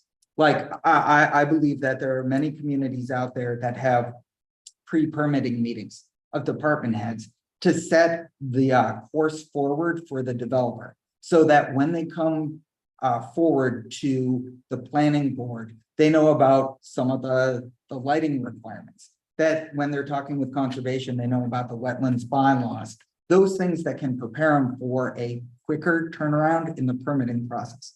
And so those things can happen with a part-time role. I believe that to speak for the EDC, and we voted to put forward in the budget a full-time role. We believe that the town could see some significant benefit by having someone dedicated to the grant writing on behalf of the town and economic development. And that is one of the goals for us going forward. So I know I've spoken a lot about our goals, what those are, and kind of how we're hoping to address some of them going forward. And so without saying too much more, I want to thank you for the time to present, and Ellen and I are here to answer any questions. So we truly appreciate you guys being here. So as you may know, the select board selects goals every summer. And this year, I believe Andrew Diddington and Sam Stivers were assigned to the goal of basically working with EDC to help EDC do stuff, et cetera. So I want to turn this over to Andrew for the moment, as far as what you'd like to do tonight, as far as Sure. this discussion going. Well, that's good, because also I think there's one, could you just speak to the point of the job description you have and what, if any, action you're looking to select for this evening, and how that relates to the budget timeline preparing for the annual. I failed to cover that in my description, so thanks for the reminder. So working backwards from town meeting and when things need to be submitted into the warrant and such like that. The way the process works, I believe, in working my conversations with Barry and Personnel Board is the Personnel Board has a meeting on January 9th. If the way the process typically works is whoever the approving authority is for the position, in this case, it's the select board, approves a draft working job description that gets submitted to Personnel Board. Personnel Board reviews it, discusses it. If that's approved there, it then goes into, I believe it's called rating, where it gets figured out for what the recommended salary would be. We've done some of our research just to help level set to understand what we're looking at, and they would of course would then slot it the right way. That then if that's approved, that if you guys approve what we're looking at as a placeholder, that's the value that would then go into town meeting, and that would then get voted upon for funding. If it does not get funding, the position stops because the position needs funding in order to become a position. If it does get approved, then I think it would get approved at whatever personnel ranks or rates it. So working again, in terms of working back.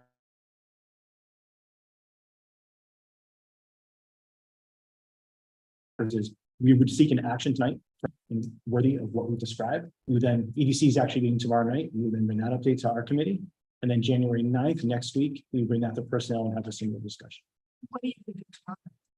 We just have a regular meeting, but we're also just going to update the rest of our committee on what happens tonight, what the next steps are for that role. Some of our members know about Marika not being an option for us, so just want to update them about Claire and just other things. So just a regular meeting. Michael wants us to really. I just wanted to say, why don't you do- No, so you actually.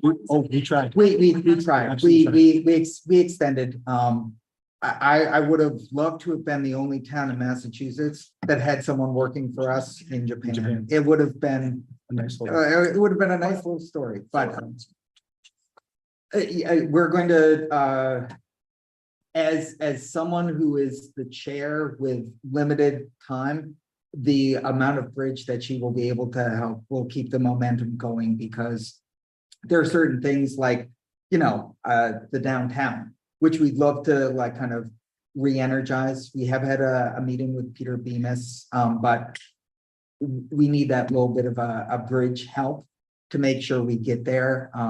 Because the one element that we don't want to do, and we've shared our job description with the town administrator's office. The one thing that we don't want to do with a part-time role right now is get the wrong person in when it's transitioning to a full-time. So, I'll just say a couple of things as to why I support this, and I think this is the right time to consider this. So right now, first off, Marika's departure was kind of a sign, I think that we're relying for a significant need on a part-time position that in the long run might not be all that sustainable. And, we got the benefit of someone who was very local, had a lot of energy, was really willing to work more than the number of hours that she was being paid for. So right now, for this fiscal year, we have in the budget, we are taxing people to support a part-time position that is not filled and doesn't provide any benefit. So then I thought that for this fiscal year is the time to have this discussion about, there's three paths that they could take in comparing their budget. They could just say, well, we haven't filled the part-time position, so we'll just take it up completely. I don't think anyone here thinks that's a good idea.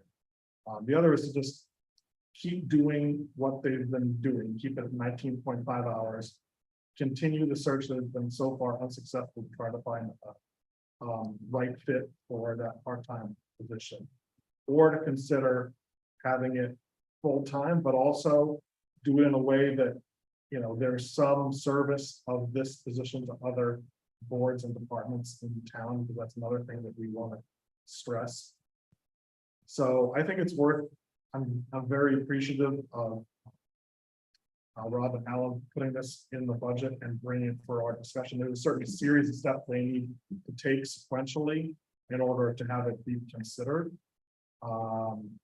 It's unique in that it's obviously, I really appreciate anytime you're considering adding a full-time position to the budget. That's a serious discussion that I have to think really carefully about. This is one that has at least the potential of a return on investment of the salary that you pay to move from a part-time coordinator to a full-time coordinator may be offset by some of the savings generated by identifying grants that right now aren't being generated.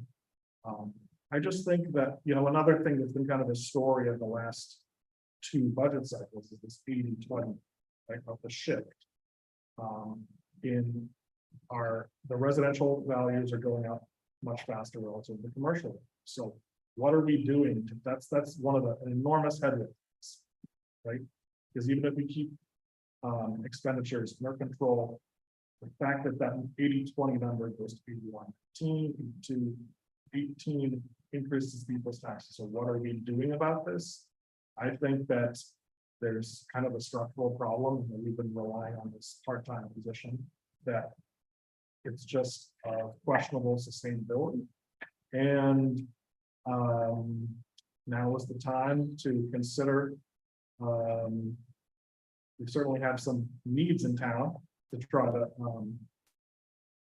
have better regular communication with businesses without relying exclusively on volunteers that already give a great amount of time. Everyone in the EDC has jobs that families, and to have someone that is really dedicated, takes pride on trying to, as Marika did, having good relationships, developing good relationships with businesses, large, small settings, scheduling some of the regular meetings that we have that have been scheduled, and then after Marika left, it's just they've kind of fallen off the radar screen. So I know that I understand there's probably going to be it's a serious discussion to talk about adding a full-time position because it adds benefits to the budget, etc. But I think it's worth really considering it. If we're going to say, well, let's not do it this year, I just think that then you've got another fiscal year of those paths. Should we just keep the part-time position and know that and just keep bridging and bridging? Where I think this is the year to really have the discussion.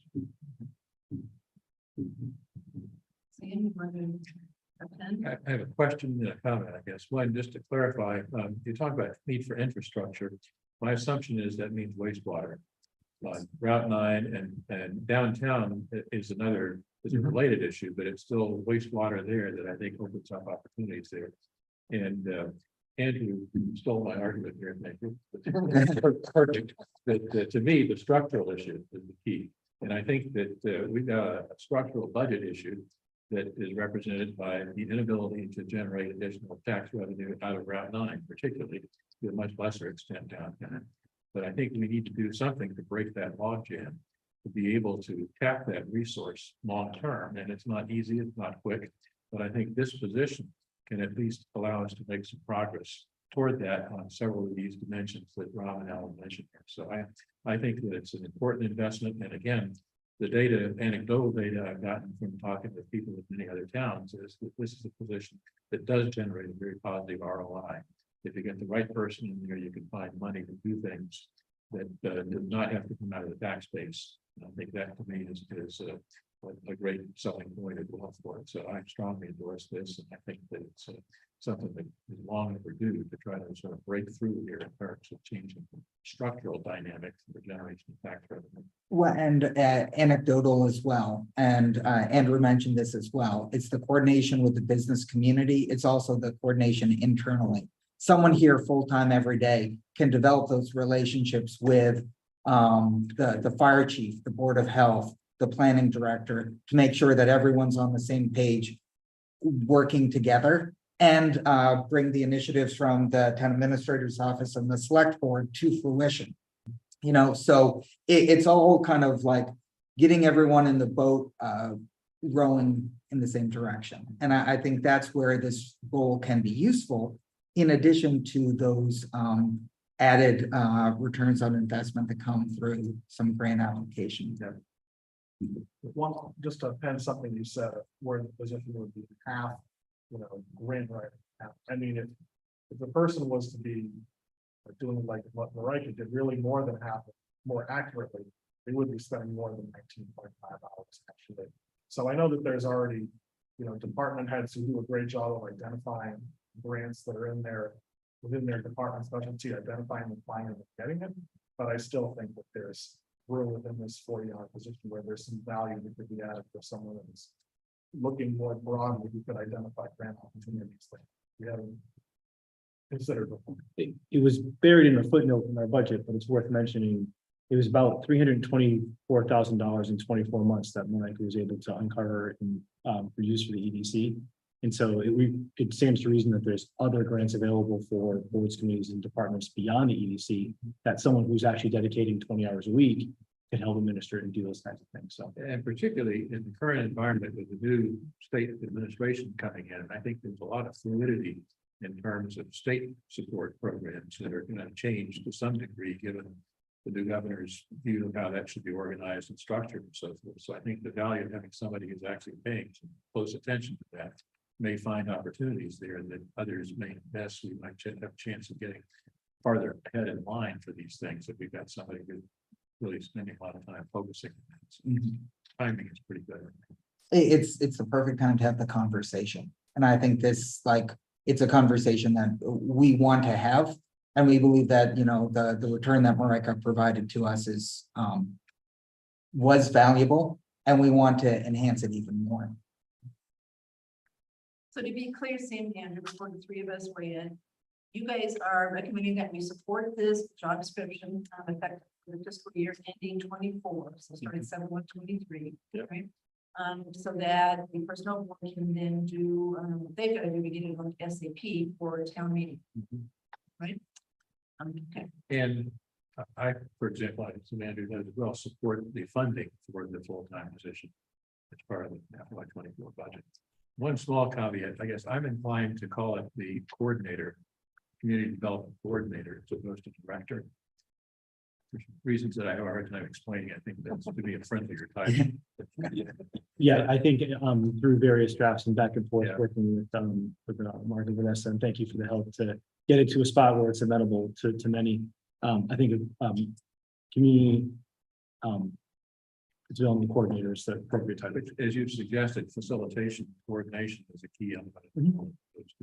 Top down, general patent style director. Yeah, yes. But I think that's one of the reasons too, that why I have to act on it. Yeah. Is because, in my opinion, I think it's more important, and I hate to jump in with three people off comments, I apologize, but I think it's important for the board to determine tonight whether you're willing as a group to support the position moving forward. I think the job description, in my opinion, probably still needs some work and some coordination. There were some things I think that, I suggested be added into the position that may not have been fully incorporated, and it still has more of an economic development focus and things. So there's still some things I think that need to be done, but the board, beyond some of those things, I think personnel board is really going to want to understand, is this something that the board is going to support funding for fiscal 24, that they should then be taking this up quickly so they can try to make sure that they get everything done in the SAP to facilitate effectuating that funding and moving forward with the hiring process, when, as soon as it's able. So can I go first? So I want to tell you guys a story that they've already heard this. It's with Katie. So a few weeks ago, I met with some of the businesses in downtown because they were upset about the way we did on the Main Street project as far as real estate. So we did a lot of the impact. So I met with two chiefs and they were very nice, they were very pointed in the comments, and I left a truly it was very tough. And one of the long-term business families that were sitting in one time said, Kathy, I talked to them and it was infrastructure and too much work to get through to get into this was that was his reason. I mean, being here, I was talking to you guys in one time. And he said, I'm sure what was it? Then they described, and that was described what they had to do with their septic system as far as not all because it's so small. and $800. Those are really big expenses. So I know it's right. I knew that a lot was happening downtown, right? And we did all the work to get the final count. And still not seems to be not all the started. So I'll let the beginning this point really has got to make sure that EC knows we are behind you. We really want to help you, help us revitalize downtown, roofline, because we do want to improve the commercial base here in a way that makes sense to the care of yourself. I feel one way other towns are slow. There is room to do it. Right? Yes. So I'm fully supportive of all these efforts that you're making. And I wavered on this. But Andrew and Sam think that this is way to go. Sam's been talking about having a grant right for the law. Songs I'm not thinking as far as having this person comes in and works grants. We think that it's a pretty big ROI as far as I do. So I think that that's probably something we all believe.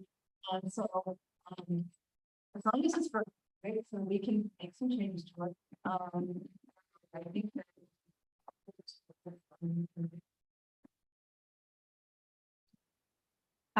so I'm gonna come from the other side.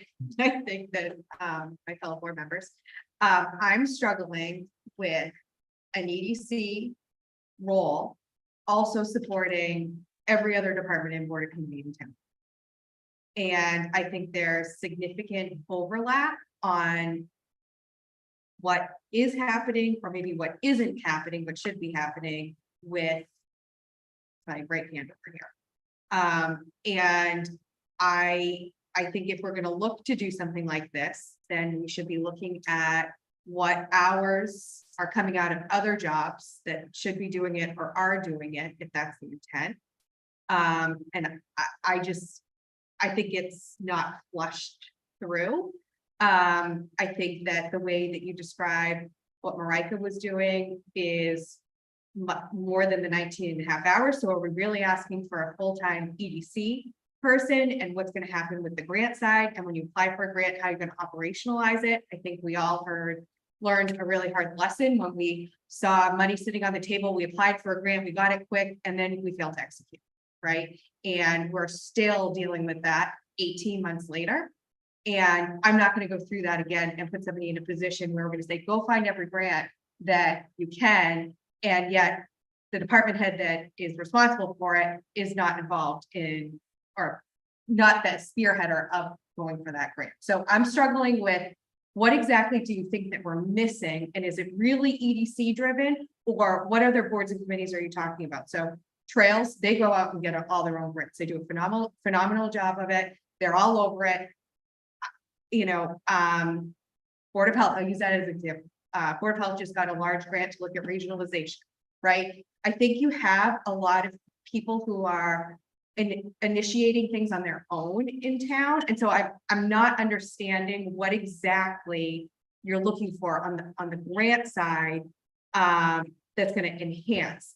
I'm having a hard time with this being an EDC position supporting DPW, who has a lot of work on their plate. How do going after grants for them fit into this? You know, well, to your point, I might imagine that roadway paving, sidewalks are things that in the normal course of business, those are things that they might do. However, in their full bandwidth, are there opportunities for culvert replacements? I tend to view economic development as a holistic means of improving the quality of life for all residents. So when there is a trail connection that could be made between the trails throughout the town to our downtown, and people then walk on those trails to our downtown to support the local businesses, go to the markets to pick up a soda, go and pick up a coffee or a donut or something like that. There's an economic development issue to that.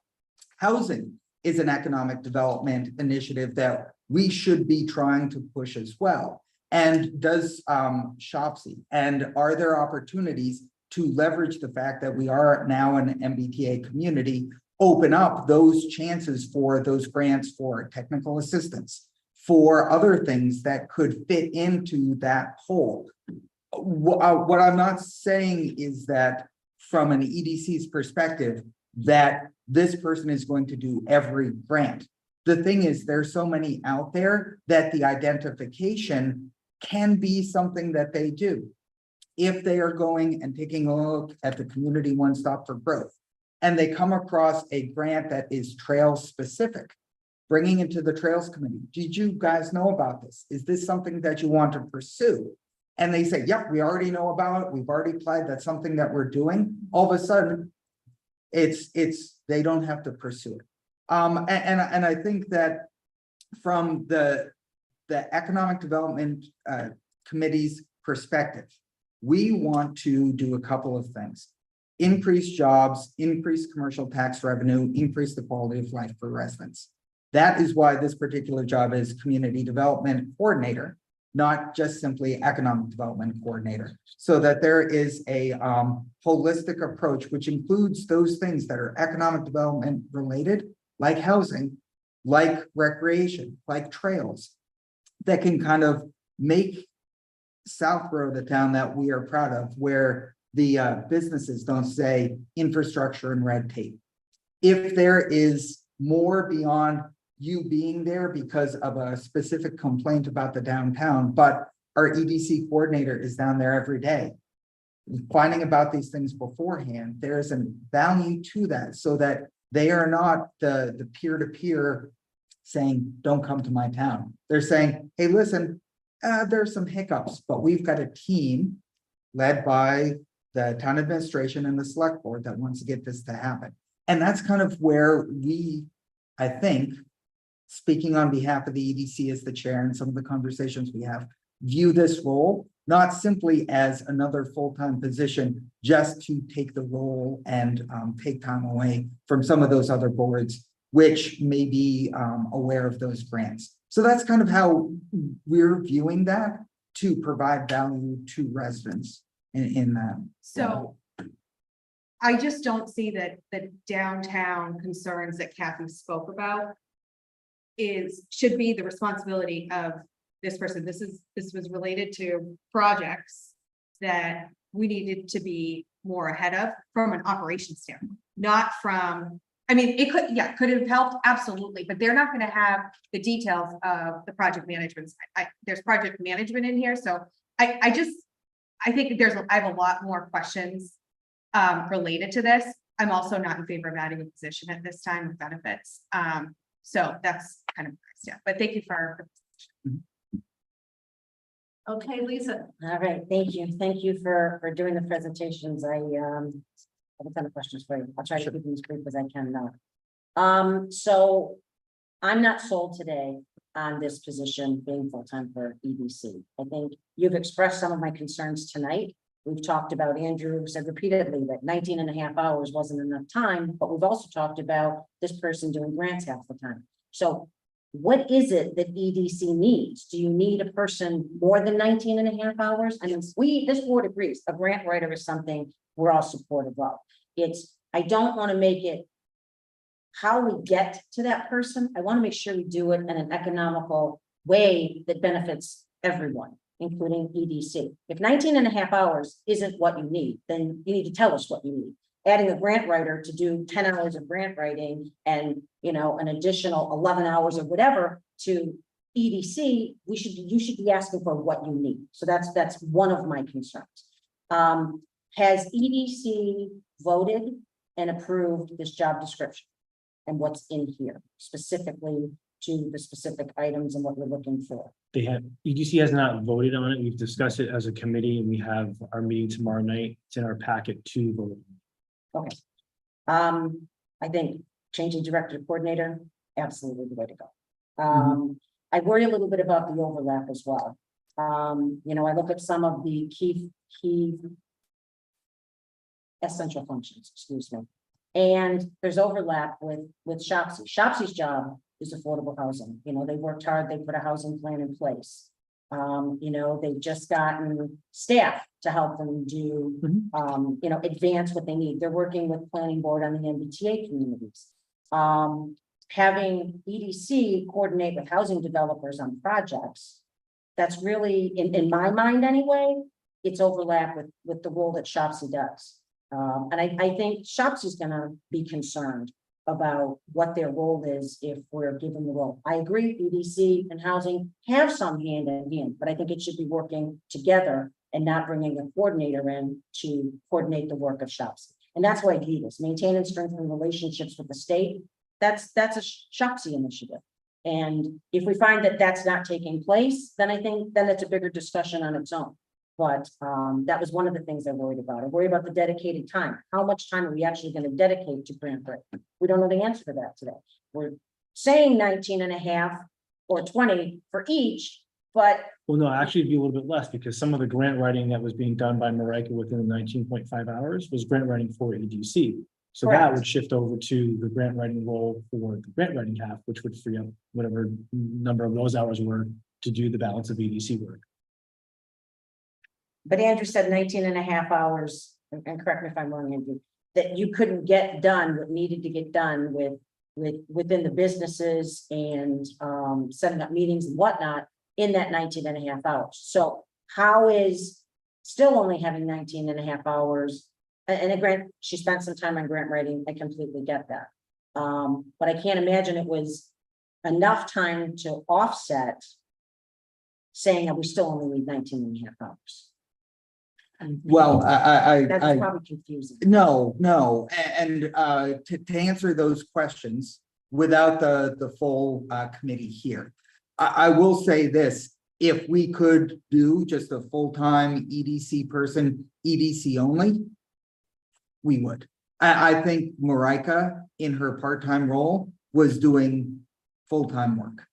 I think, like you all are, being cognizant of return on investment and value to the town. If there is the idea of a grant person, is that a full-time job as well? Or is that a full-time role instead of an EDC person? Is that another part-time role?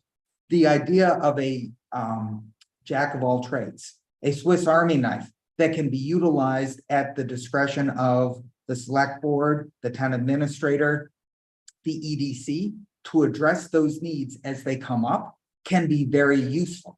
Because you don't always need the screwdriver, sometimes you need the pliers. And oftentimes it really helps when you have the wine opener. That's what I would say. And I As a joke. And I appreciate that. My concern is. This is the first time we're seeing this tonight. We're basically saying, okay, yeah, we're gonna support this to go to personnel board. I'm just not there yet. I think there's a lot more questions that I have, looking at the tax rate for the year. Adding benefits, adding an employee, some of the other things, I would like to see dedicated time to grant writing, not just, well, if EDC has, 40 hours this week and 40 hours next week, but yeah, we can give 20 hours the following week to grant writing. I think that defeats the purpose of what we're trying, or what I would support as far as a grant writer part, half the time. I guess those are some of my general questions now. I worry about collect and publish news releases featuring, accomplishments of the EDC and other departments. I view press releases as Mr. Purple's job. And he is the voice of the town. He should be the face of the town that's putting out information such as that. And to that point, if the EDC, the community development coordinator is writing them and taking that burden off Mr. Purple for him to disseminate and get out to the press, wouldn't that be freeing him up for more positive and useful things to the town if you have someone working on his behalf in his department to do those press releases? Potentially, I don't disagree with that, except there's two staff and the selectmen's department now that should Still be. should be coordinated with Mr. Purple. The role would report to the town administrator. Yeah. So again, I have concerns about, I think we're moving, I know we've talked about it an awful lot, but I think having something before us tonight and having to make a decision tonight without having the true budget picture for me is it's just troubling, and I'm just not there yet, so. I will leave it at that. So. Okay, let's see if we can find a common ground here. Well, can I just respond to a couple Okay. things? So I understand everything or every concern you're raising. I just get back to the three kind of paths. And if you think that there are other paths, then please let me know. And they're putting together their budget for fiscal year 24, where you have a unfilled part-time position that doesn't look like there's a reasonable prospect of it getting filled with the right type of fit that we want. It sounded like there's maybe some support out there. I may be reading this wrong for a full-time EDC coordinator position, but then it's one of those positions that's right on the borderline. It's probably more than 19.5 hours, but are there other things that we've talked about for a long time that cross departments where it would be nice to have someone, if it's not necessarily a full-time position, where there could be some capacity for the person to help out? I mean, the grant writer aspect of this job description is definitely, it's kind of experimental. There's never been a job description like this before. It could be tweaked over time, right? And I just think that unless there's kind of a different path, that doesn't make sense to cut off the funding completely. I don't think it makes sense anymore to just fund it at a part-time position. And then,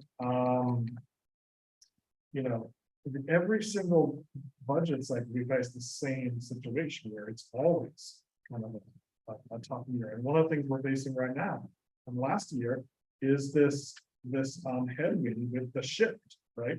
And you're not going to just press a button or snap your fingers and get that moving, at least stabilized or reverse it. You're going to need to make an investment of some sort of really long-term initiatives that, you can have groups of volunteers that dedicate a lot of time to it, but it's just, it really helps to have someone who you have dedicated volunteers, but then you also have someone who is a full-time person who's really available to help you out and organize and keep things moving. So, there are just a sense you have that there's sometimes these kind of unfilled needs where we should be making more of an investment. I feel like this is a time where we should be considering making this investment. I most like with the,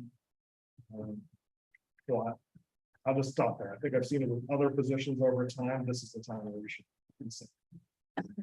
So I kind of view it in two different ways. One is we have our current businesses who obviously we need to do more of, right? Which I think Marika did some of that, but she was more, and correct me if I'm wrong, because I don't know everything that she did, but I think she coordinated a lot of meetings between EDC representatives, herself, and planning, select board, like got a group together, right? Which obviously is coordination, takes a lot of time, rather than maybe we're just pinging, 5 businesses in town every month individually. She did do that. Did a lot of Okay. that. Yeah. Okay. And I think where it's sometimes, once you have that meeting, then you set up the collaborative nature of it. So I think that's gonna take us some time to maybe get back to the level that she was doing, so that maybe we can get more information, like what Kathy mentioned on concerns that people have. And I think that's what we need. We need to stop the bleeding on businesses leaving. I think that's our well, I don't want to speak for you guys, but I think that's my number one priority in terms of commercial business. I don't want people to leave. Yes. Okay. So I think that should be the number one focus. Part-time, full-time, I don't care what role you put it in. I think that's what EDC needs to focus on right now. Yes, I might shift that slightly. Because we need growth. I know. And it's not the jobs and the businesses leaving, it's new construction. You basically need to take the CAS building and rehab it to change the assessed value of it. You need to take the Andrea restaurant and the other building right beside it and change it. They left 16 years ago. What you need to do is see that construction growth. And how do you do that? Well, it's that coordination with the zoning changes, it's the infrastructure, it's figuring out ways in which to get that added wastewater to the downtown. And that takes time. Mhm. That time is more than 19, hours a week. And so it's finding out that balance where you can then add that cherry on top, which is the grant writing, to make sure that we are achieving those goals. But I'm struggling with connecting the grant writing with goal 1 and 2. We can interchange if we want. Like, so we understand we need to do wastewater on, or look at wastewater on that. Like, I get, it. We have a grant, Claire's working on it, Yes. right? So that's in motion. Yes, So this person is not going to take over what Claire's doing for that. She's already in motion, right, for that particular grant. right? There are other grants out there that could be useful. But I think we're putting the cart before the horse a little bit, because I think we need to make sure the people we have don't leave.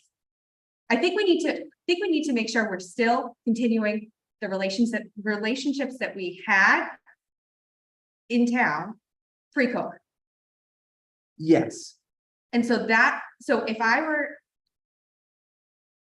to make a decision tonight, it would be to keep the part-time person position and focus that. And with the grants, I think there's too much overlap with other areas, and I think I'm all about combining positions. So I get that. I am. I feel like you're adding the grant writer into this position to justify full-time. That's what I feel like. Well, to that point, with over $300,000 worth of grants that our part-time position got Yeah. last time, we know she was doing more than the 19 and a half. So we have the potential to expand that, to bring in more of those grant opportunities to the town. So that's the grant amount that you got, but what is the revenue stream that was generated from getting those grants? Whether or not that's a revenue stream that you can point to say, hey, listen, we've got a wastewater study. We now know what our capacity is on Route 9. That's the long-term strategy, which is 2 years, 5 years down the road. And if we're saying, well, listen, I've got to see a return on that investment immediately, that we got a grant, where's the business? Then that's not building a long-term master plan. I get that, but I think when you're throwing out the 300,000, Yes. it's the amount of grants that we've gotten. We're not there yet in terms of seeing the revenue generated from that necessarily. One of the grants was from the Small Business Administration, yeah, okay, yeah, well, you can bring up that one as well. So one of them was for $24,500 from for shared spaces. Yeah. You guys know, outdoor tents and portable heaters. It would be great if we could canvass all the local businesses and restaurants and say, how much increased business did you get because of that? So that's a good one. I agree with you. Rob and I can't split up all the local businesses in town. No. Right, like- There was a rhetorical question. Okay, so, but I agree with you.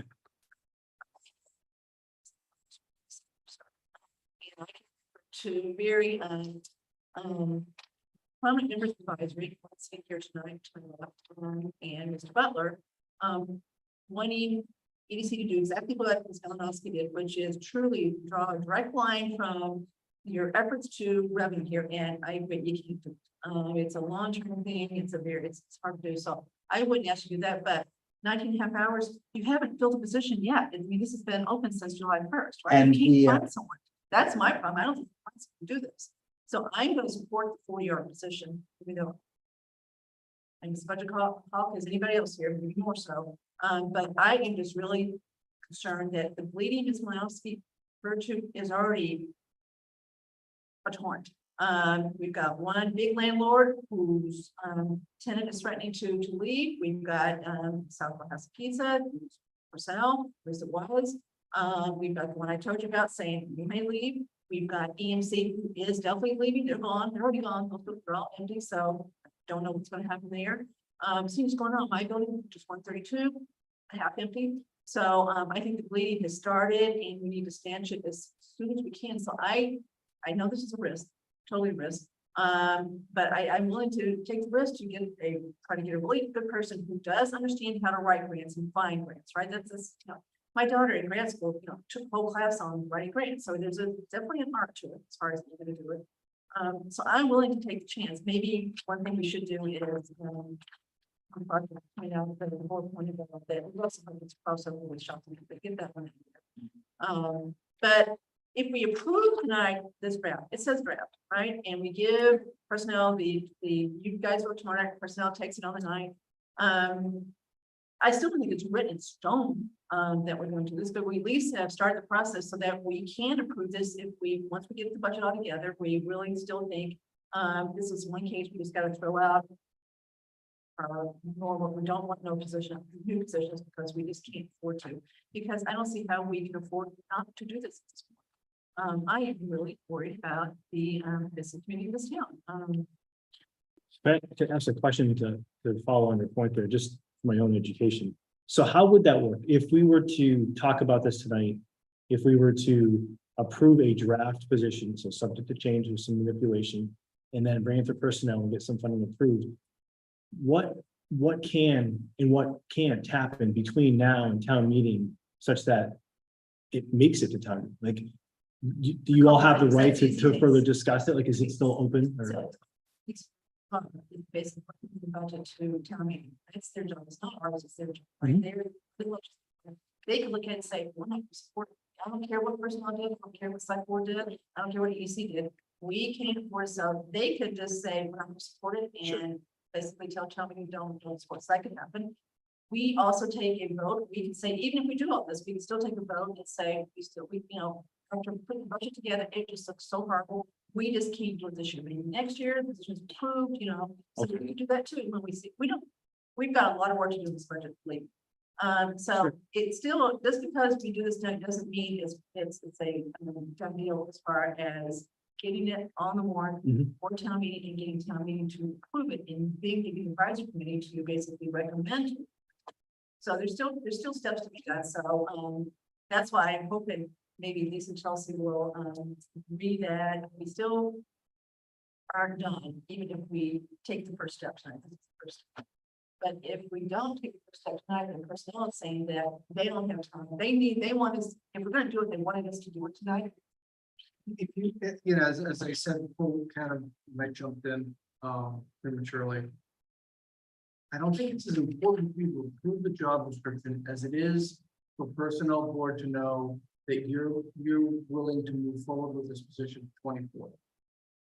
Fiscal 24. Funding it. Let me ask you a question. What are you asking personnel board to put through the process? How can they do a draft?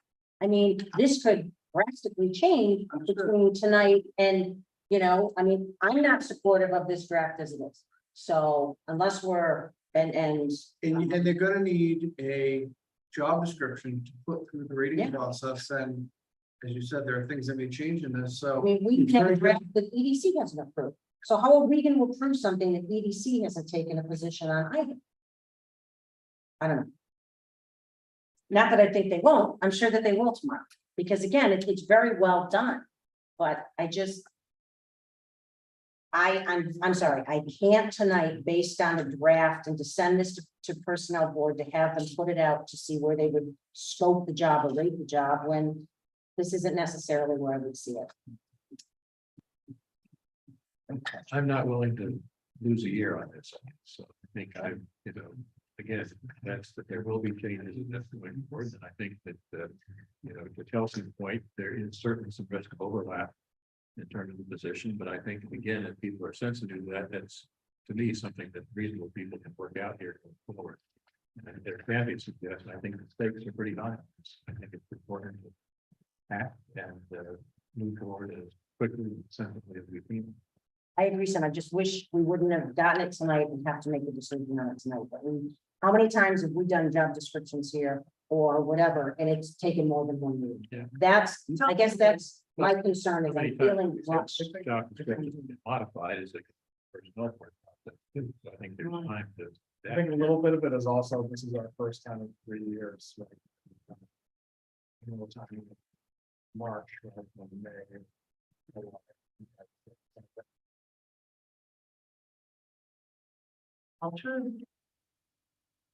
I want to support it. I do. I feel, again, I feel pressured to do this tonight with the first time draft. And I don't agree with some of the things that are in it. And I think it warrants a little more discussion, but I'm 1 of 5.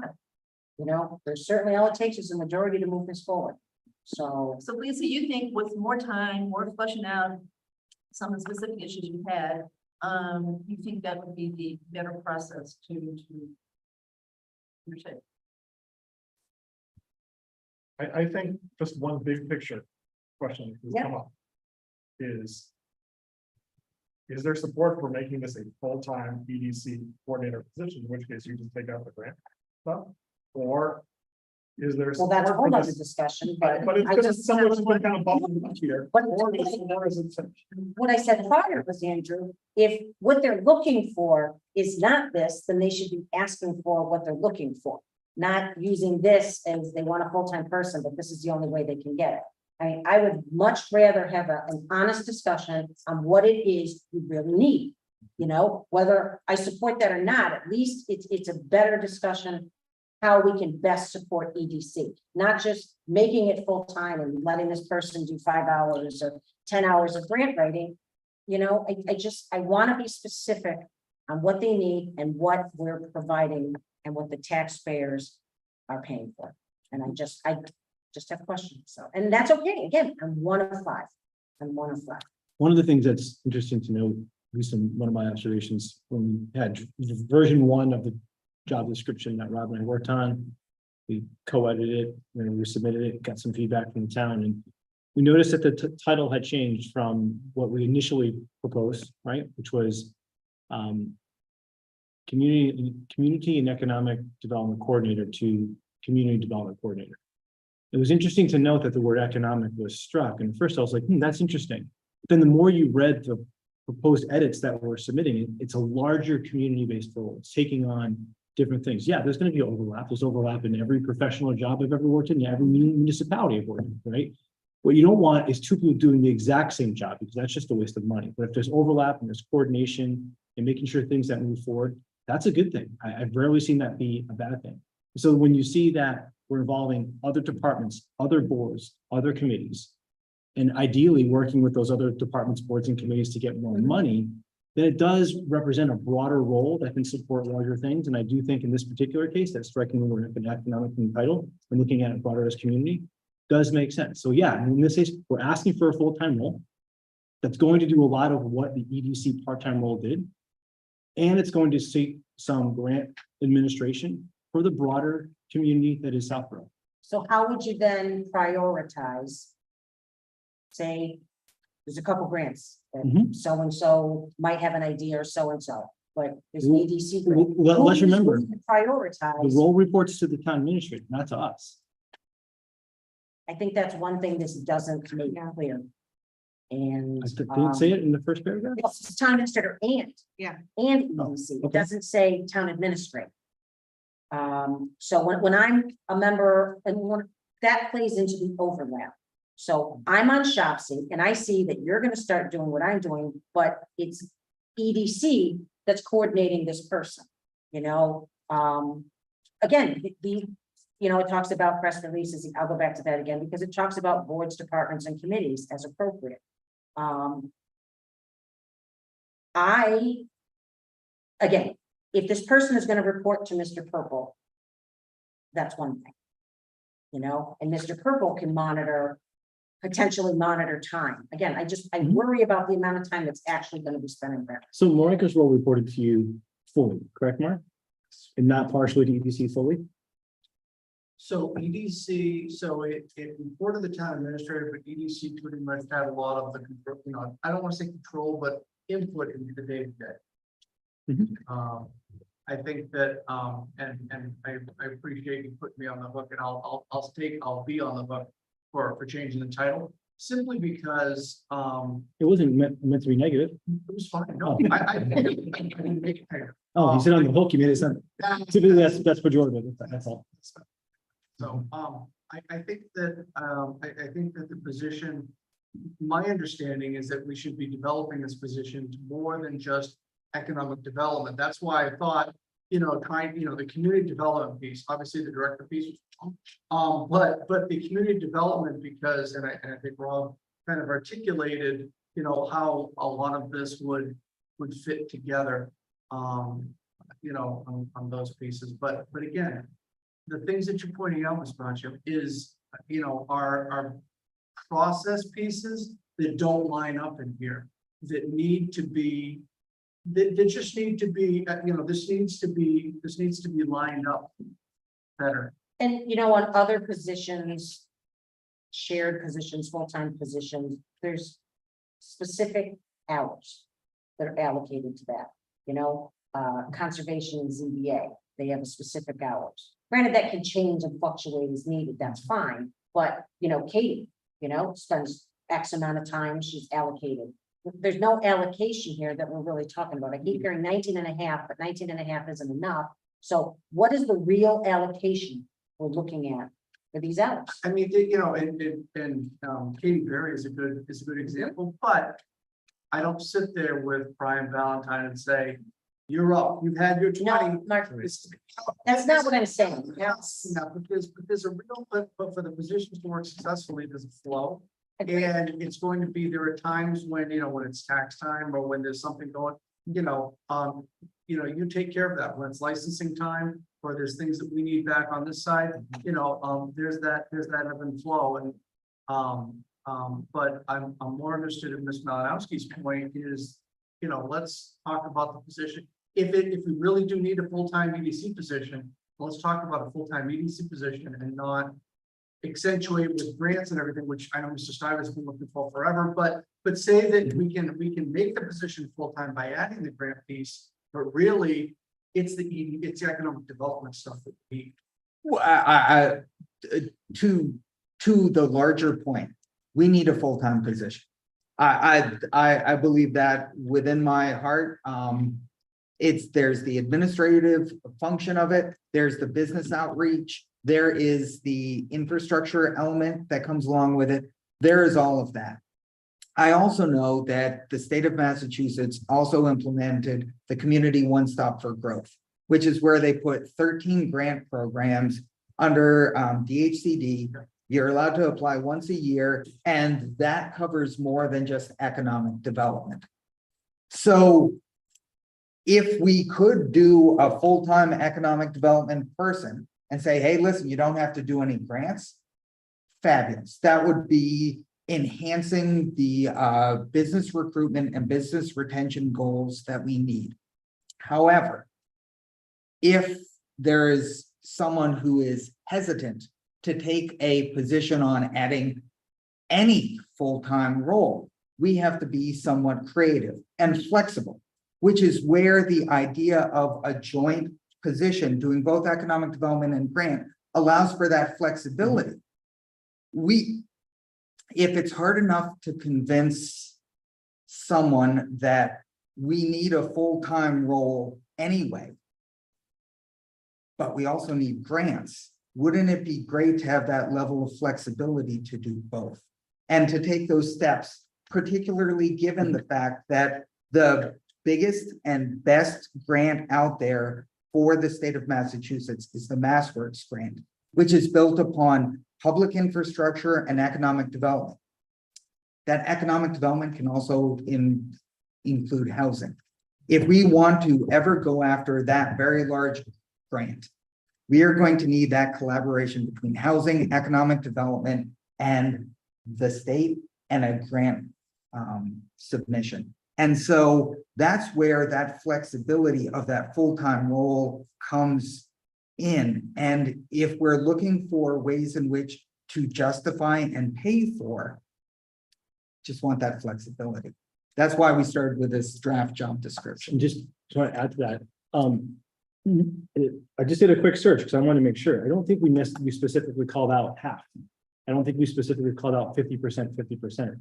Yeah. It could be through discussion here, we could say it's 75, You 25. said it in this meeting though. Right, but so I'm trying That's to, what I'm saying. If it's not that, tell me what it is. I'm trying to have an open discussion here to come up with a way where we could still get more than the 19 and a half hours we were getting, so clearly that wasn't enough for the part-time role, but still satisfy some of the other departments, committees, and towns that could benefit from assistance with grant writing.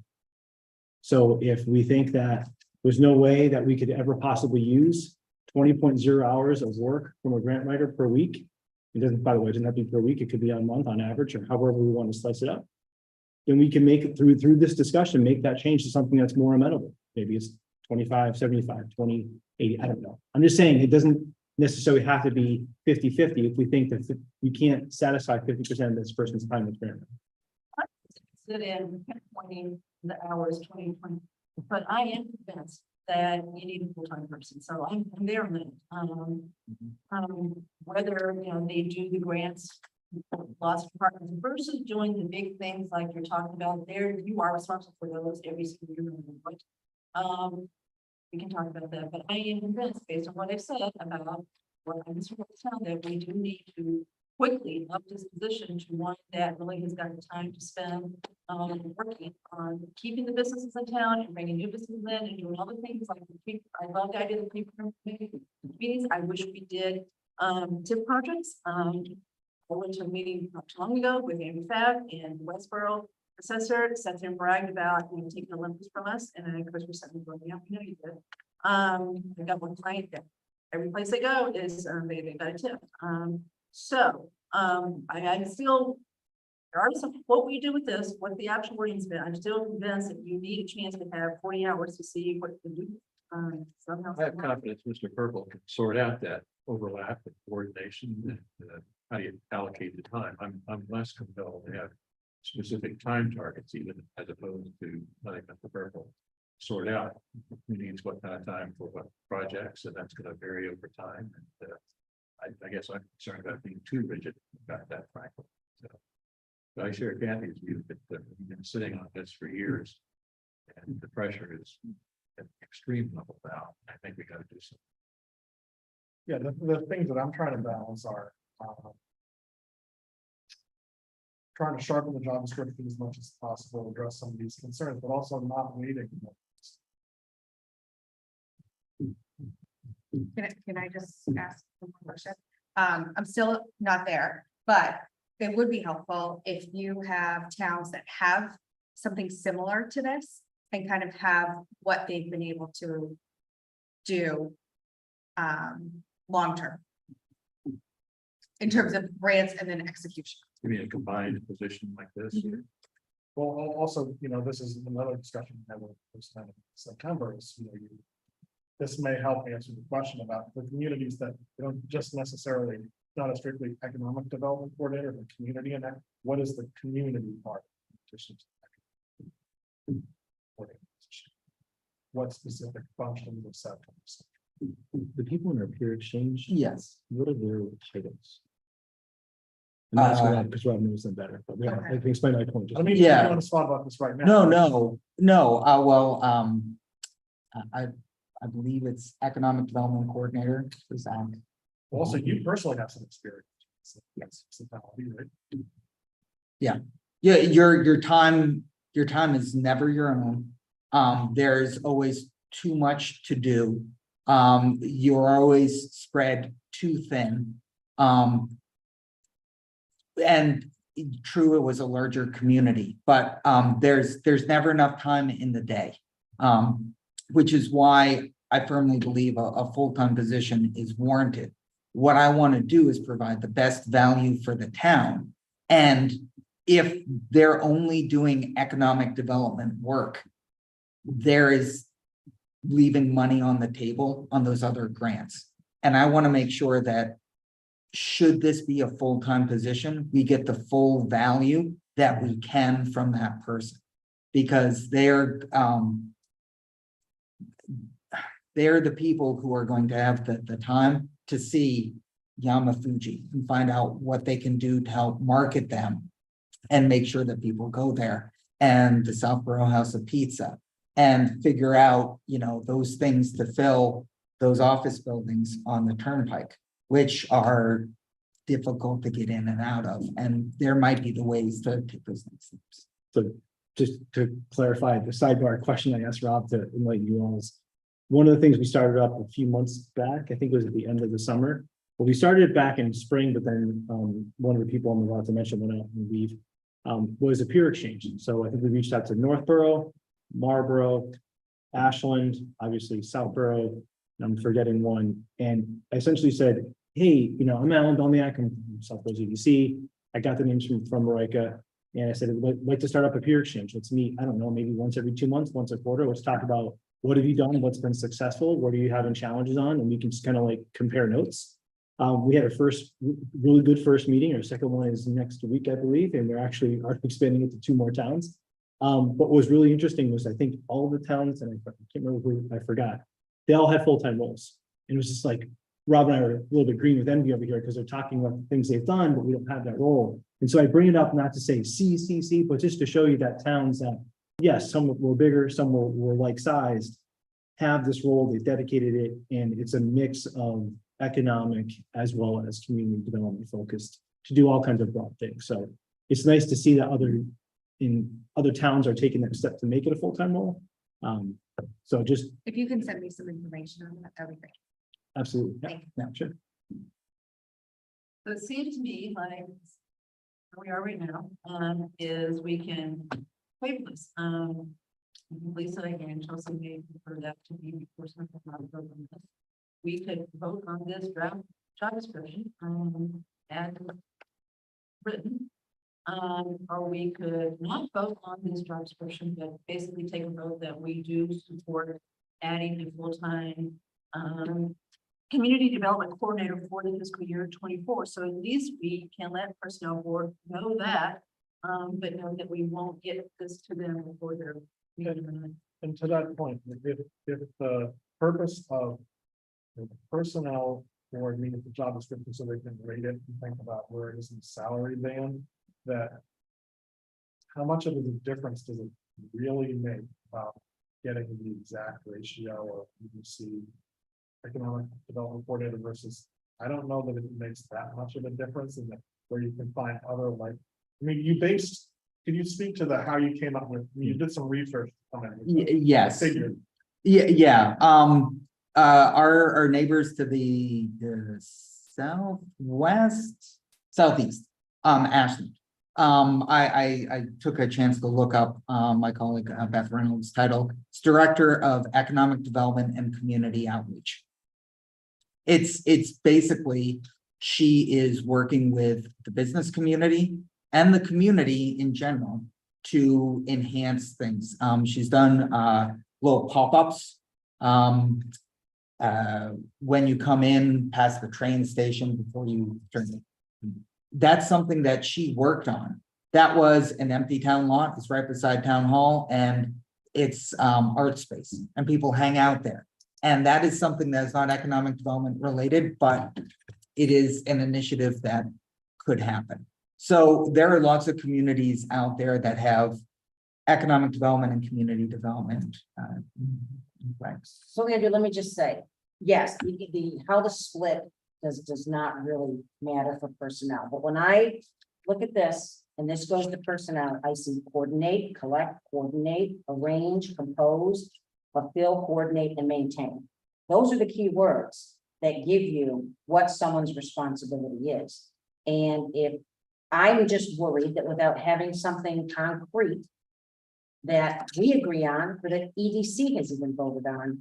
And again, I get it's a draft and we can send it, but I don't know how it's going to get graded correctly unless we can agree what the role of this person is going to be. That's my concern for tonight. I mean, again, it all comes down to process, you know. If we talked about it prior and had other discussions on, you know, what we thought, what EDC thought, you know, as a collective group, I guess that's on us. We didn't do that. We didn't have them come in and tell us exactly what they were looking for. We just suddenly had a job description come in that we have to approve tonight. And that's my concern. I mean, I want to make sure it's graded correct. and that you're not putting responsibilities, you're getting points in the rating system on responsibilities you're not gonna do. And I think there's other groups, did anyone reach out to Shopsy and have a discussion with Shopsy, how this person was gonna coordinate and help them in any way? Did that discussion take place?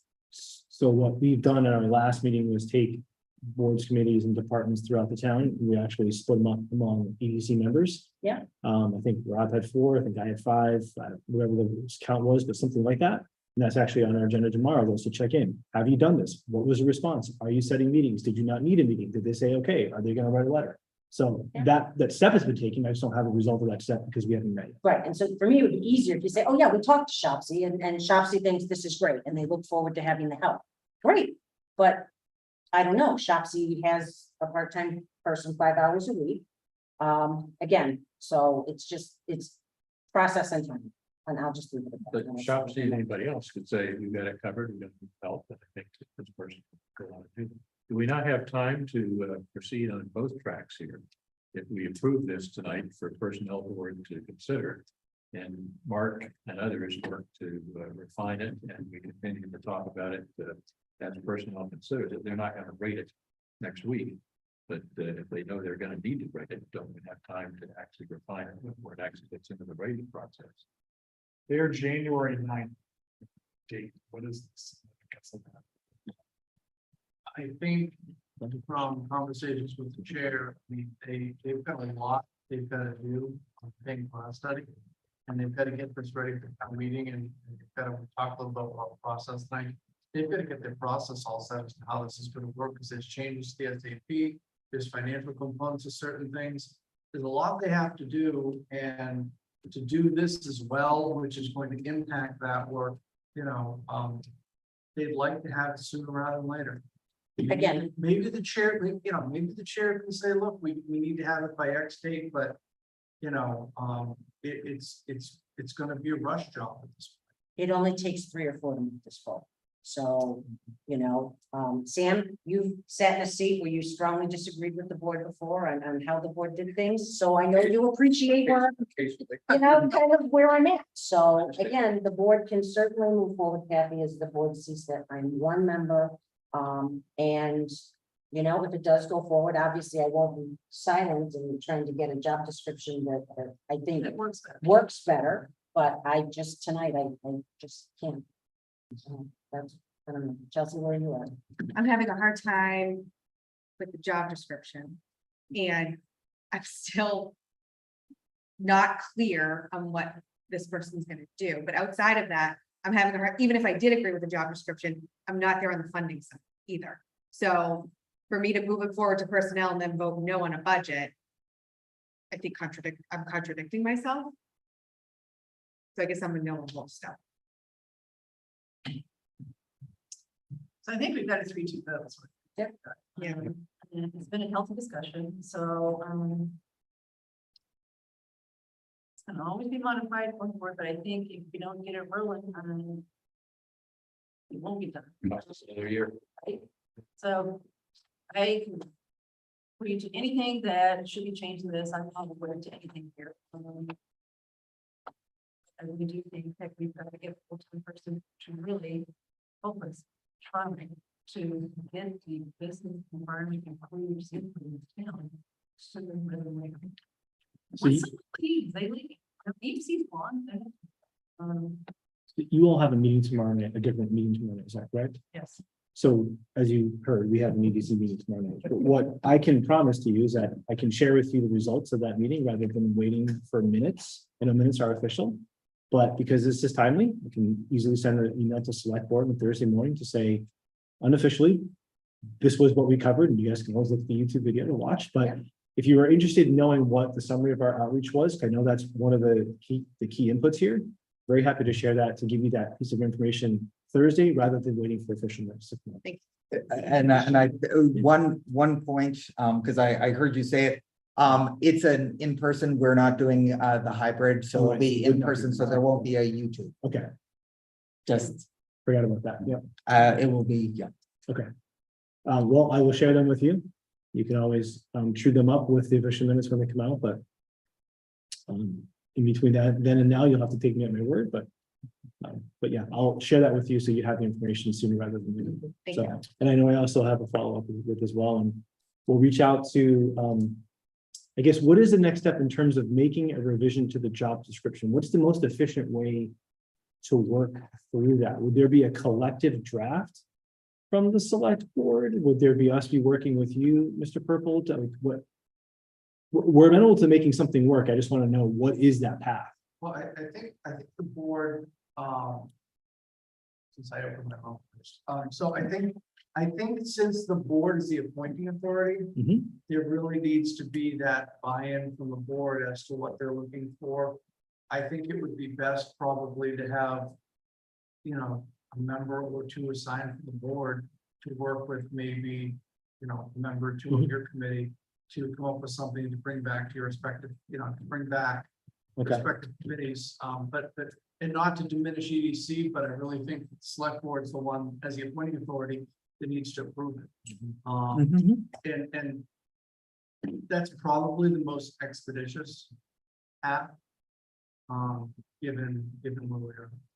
We do have one member who was particularly concerned about the job descriptions, so good candidate. And I'm not participating in the next two meetings, so there you go. I would be happy to work with these. Spared. Wait, do you have a chance to sit down with EDC and really scrub this to the point I think it makes better sense than it does right now? Get the things that are clarify the thing, clarify that clearly this person's going to report to Mr. Purple, period. I just can't believe that if we were to take this on the 17th, that's not enough time for personnel to. I mean, if EDC tomorrow night wants to say a person or two, I'm available this week to sit down, I don't, I'm still a no tonight. the reason I bring up the January 9th is that was the email I got from Barry on personnel. I've never worked with, I just don't know how much leeway. Yeah, I think personnel board is taking big bite. Off of, Sure. Doing some things, and this pain class study that happens every so often. They're looking to do a number of things that require a certain level of coordination, never mind just for town meeting coordination amongst the members. Just to get everybody on the same page as to how we're gonna move forward and which folks are stepping off with left or right. And I think he's drawn a somewhat arbitrary line in the sand saying, if you've got anything new, I need it by this date, if we have a chance to incorporate it into what we do. Could we vote approval contingent on Lisa? No, don't do that. With Call the chief of personnel and see, and explain, what we're doing, okay, what time. Gonna have to be there, we just can't get it to them. How about that? But then we'll be back on the 17th, right? That should give you time. Yeah, absolutely. And then Chelsea can get information. Yep. Yeah. That she needs as well. And then we'll see where we're at. Okay. 2 weeks. Is that the date of them? Yeah, there was a discussion about having personnel board in to talk about some of these things and everything we're doing. So I got person- library on mine was for 17th. We even invited you. Yeah, no, but if personnel board was to come, then you might be able to wrap up. But I would want him to come to really understand everything we're doing. I mean, it's really important to understand. There's some other big things going on. Do you want two members of the board? With two I was gonna members, say two Yeah. here or two there. two either way. Okay, so So, I mean, who, you guys? I would think one of Sam or Andrew would want to be there. I'm sure. So Sam's going to Figure do. it. And then Yeah. pick two from. More than likely, it'd probably be Alan and I. Mhm. And obviously, we'd take a vote, or we'd have that discussion amongst our Yeah. committee to see if anyone else would want to participate. Absolutely. So you got a chance to read it, kind of just so you came through it. It's, yes, and I think from the EDC's perspective, we want to be as collaborative and include as much or as little as people want. We understand the need for a full-time position, we want to make sure that it aligns with everyone else's goals and initiatives. So if that's adding more, taking some away, clarifying, we want to do that because we see the need. And I think we can make that commitment. Right, Andrew and I'll send out an email and coordinate with you guys after the meeting tomorrow. Great. Thank you. Thank you. Thanks very much. Yeah. So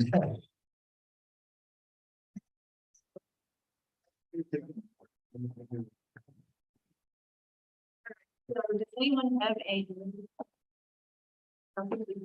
Andrew, Sam? Quiet week.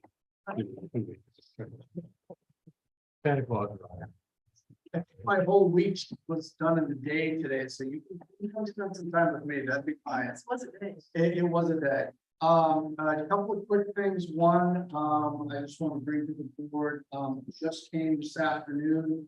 From Comcan, which is our medical marijuana facility in town. They've notified us that they intend to relocate their dispensary from Southborough to Rehoboth. So, we will be losing our sole, medical marijuana dispensary. When will that happen? So I did reach out to Ms. Rosenfeld, at Comcan.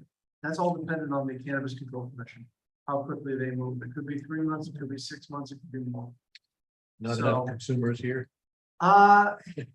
You know, I'm thinking that the climate has changed a little bit once recreational got approved. Yeah. And, you know, they may have other opportunities to expand, into that recreational piece, beyond the medical. Great location in terms of Route 9, 495, the bike and everything. I think that worked. But, again, that's gonna leave, a revenue gap in our local receipts, and, finance team, will be taking a look at that, as to how we look to, never mind to build upon local receipts, but how do we look to close that gap? There's another business going by. Yeah. And the zoning restriction, I don't remember how the town meeting voted, but within X miles of the school would be there for a place that business thing from that same location. Because I'm not remembering how that. A marijuana business or just Yeah, a regular business? marijuana business, yeah, Medical. Distance constraints or something. I think, I think the permit for that business was approved that location, and then there was a. Correct. Yeah. That made it an industrial Yeah. zone areas. I'd have to go and take a look at that. I mean, it's a very, our business district on Route 9 is very thin to begin with.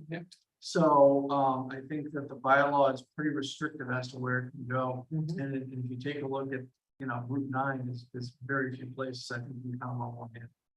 So, I think the bylaw like almost listed out sites. So, it was almost site specific. It was really, if I remember. yeah, it's restricted. But It is. there-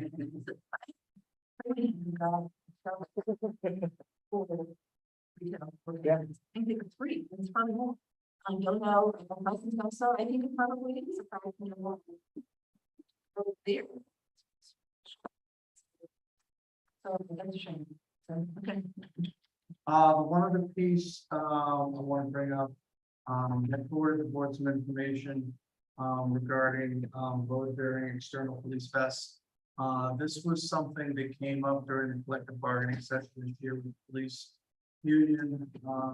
The police had expressed some concerns, with some of their members, in terms of back issues, which I have since learned, is more prevalent, across the profession, because of all the equipment that they wear on the belts. Also, because of all the equipment they wear on their belts, it goes around to the back. And I'm a bad example, but for some of the thinner officers, that equipment can sit in the small of your back. So when you're in the cruiser, it tears up the seat.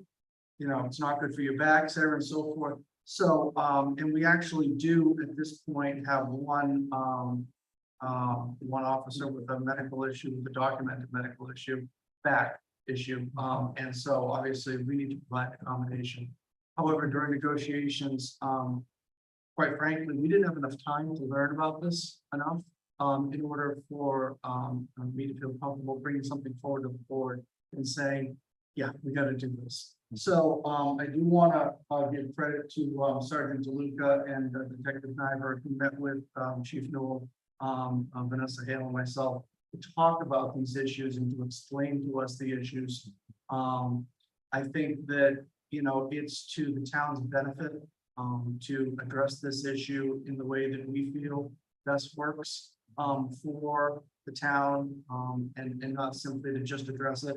You know, well, there's a medical issue, okay, we'll handle this and do it in this way. It's better to, retain some level of control over the chief's policies.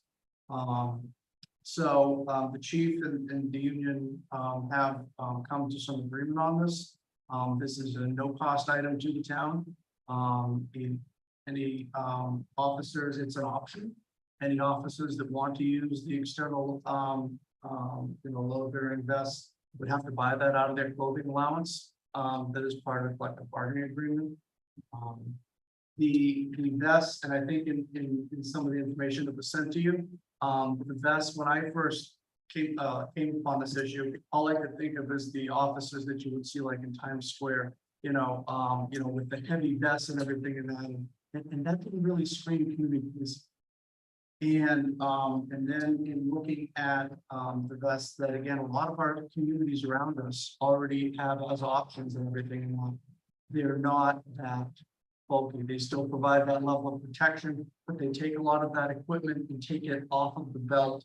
And there was also one story that was shared to us by all of the officers, in terms of the way that the vest is now under the shirt, and some of the issues that can happen when that needs to be removed quickly and you can't get to it. An external vest can be taken off in a quick, unzip and pull. So I won't go into the details of that, but again, wanted the board to be aware of this. The chief is fully supportive. The union has been very good with this. Again, I credit Sergeant Lilly and Detective Niver for putting that information together and making a very compelling case. So if you do have any, questions or concerns, I would just start from the chief Newell. But I think he's done a nice job on this. It seems to make good sense on many levels. What's the argument we shouldn't do this? Hard pressed it. I don't think there is one. Your point about As soon as it looks to military. somebody looked like a SWAT team or something. It's not, but again, those are a different style Okay, of vest, yeah. right? And so some of the pictures that I think that you have provided, when you take a look at it, you're like, oh yeah, no, I see it now, right? But it's not, again, we're a small community, community policing is what we do. And so making sure that our officers are effective but approachable, and can have those bonds and make those connections with the community, I think is important. And I don't think that these vests are detrimental for that at all. Now, not everyone's going to wear them, right? There's going to be, I could probably think of 3 or 4 right off the top of my head that probably won't do this. But I think that there are some, and especially a lot of the younger officers, and again, maybe some of the officers that, will want to have that equipment so that it isn't sitting back here and leading to a lot of those, those back issues. And again, you don't want to be having someone young in their career having those type of issues and then having to deal with them for the next 20, 30 years. Yeah, so that is all I have. Okay, so consent agenda, I want to hold 6A, the closing warrant, until we get down to talk about the St. Mark's Park and the Wonderstein Mine. And I want to hold 6B because I want to talk. I'm gonna use myself in 60. Consistent with this nice street is on. And it's an extreme abundance of caution to use myself. Approval of bid going out, so I. So the lights, the window, is the paving street. We're gonna talk about B now. I'm thinking we just got to drink the water. Well, are you gonna talk about this now or?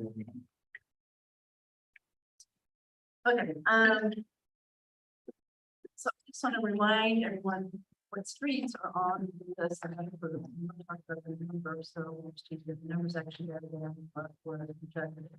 And the fact that we've actually got quite a bit of excess money that we use for. Okay, so what is on the list, the capital? Karen Reed was for Parkerville Road North, Chestnut Hill Road, East Main, Winchester, Walker, and Upland. William Unthing, Carolyn, Ted, Brookside, Parker, Cottage, Hammond, Old Portable, Harris Street, and Lovers Lane. Okay, so that was approved.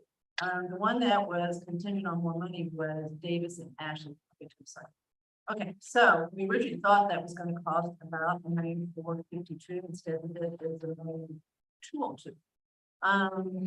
So we turn to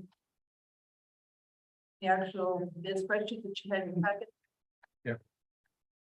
If you'll see the first column, the number 202, as far as the streets, the three numbers under it are the M-Lots that are being paid for in different ways. Schools are taking care of the two ones that are Trier, then we use the golf course revolving fund as far as paving the golf course. Okay. Now, this is a part. I know you guys think of the spreadsheet because I got to them, so I'm happy to roll this with you at some other time. Sorry, can I just stop you? Yes. So you listed off all the ones that capital approved, but I don't see lovers That's the on the next bid. Well, I didn't. So I didn't look at that. I went over to Karen and she said, yes, those are all of the. So streets that got Lovers- approved. So you don't Lovers see is- Lovers here? No, No, Well, that might explain why it's, so I don't know the answer. to it. So do you know what Lovers? So I'm sorry. because I looked at this here and I didn't look at that. I don't see it on there. But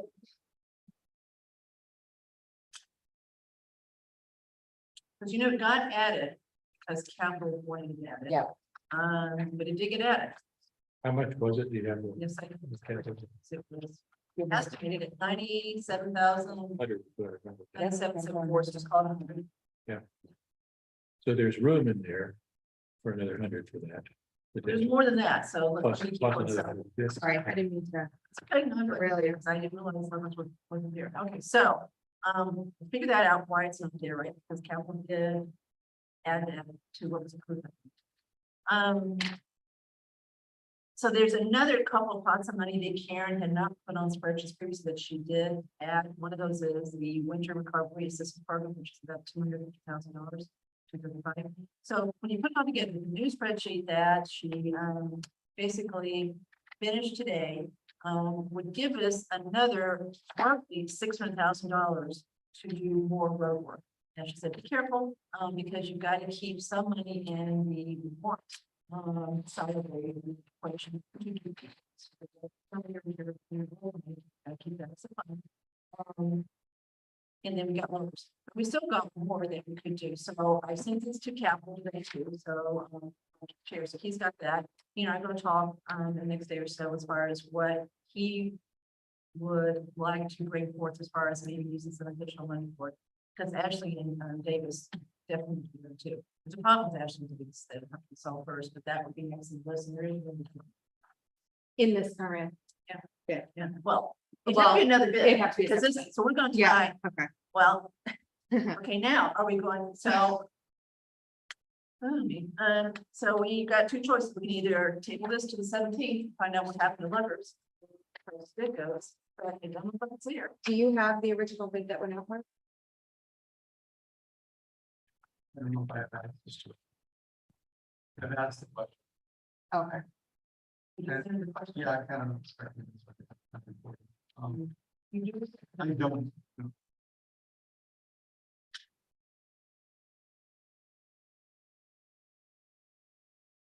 Well, it's clearly not in there. These are the bids that came back, so.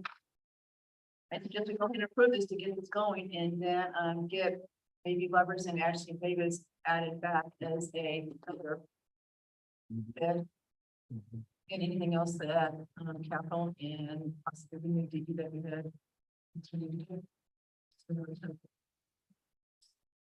Yeah, I don't remember a discussion that others decide, lovers and actually. I don't either. So that's, so in. Karen approved the spreadsheet, Capital agreed that I had a spreadsheet right as far as if they were next in the list, if there's no money to do it, then. So there is enough money, but it's still gonna have to go out and bid. This is the bid. How much was Davis and April? Roughly? And that's got to go to the planning board. Yeah. So how about we vote to approve this with the intent on adding lovers? Because that should have been, that should have gone out initially. Yeah, but these are the bids, so, I mean, Yeah, we don't know what that is specifically. so to get lovers added to this, we're gonna have to ask for the bids to be. Can we do an ad? Well, Yes. so I'm hesitant to have this conversation, but, could see about the possibility of doing a change order, and I have no idea what the value would be that low percentage. If We say it, so 97. if in fact. So it's- let's just vote it, if there is a way to add lovers, vote it that way, so that way we don't have to read this.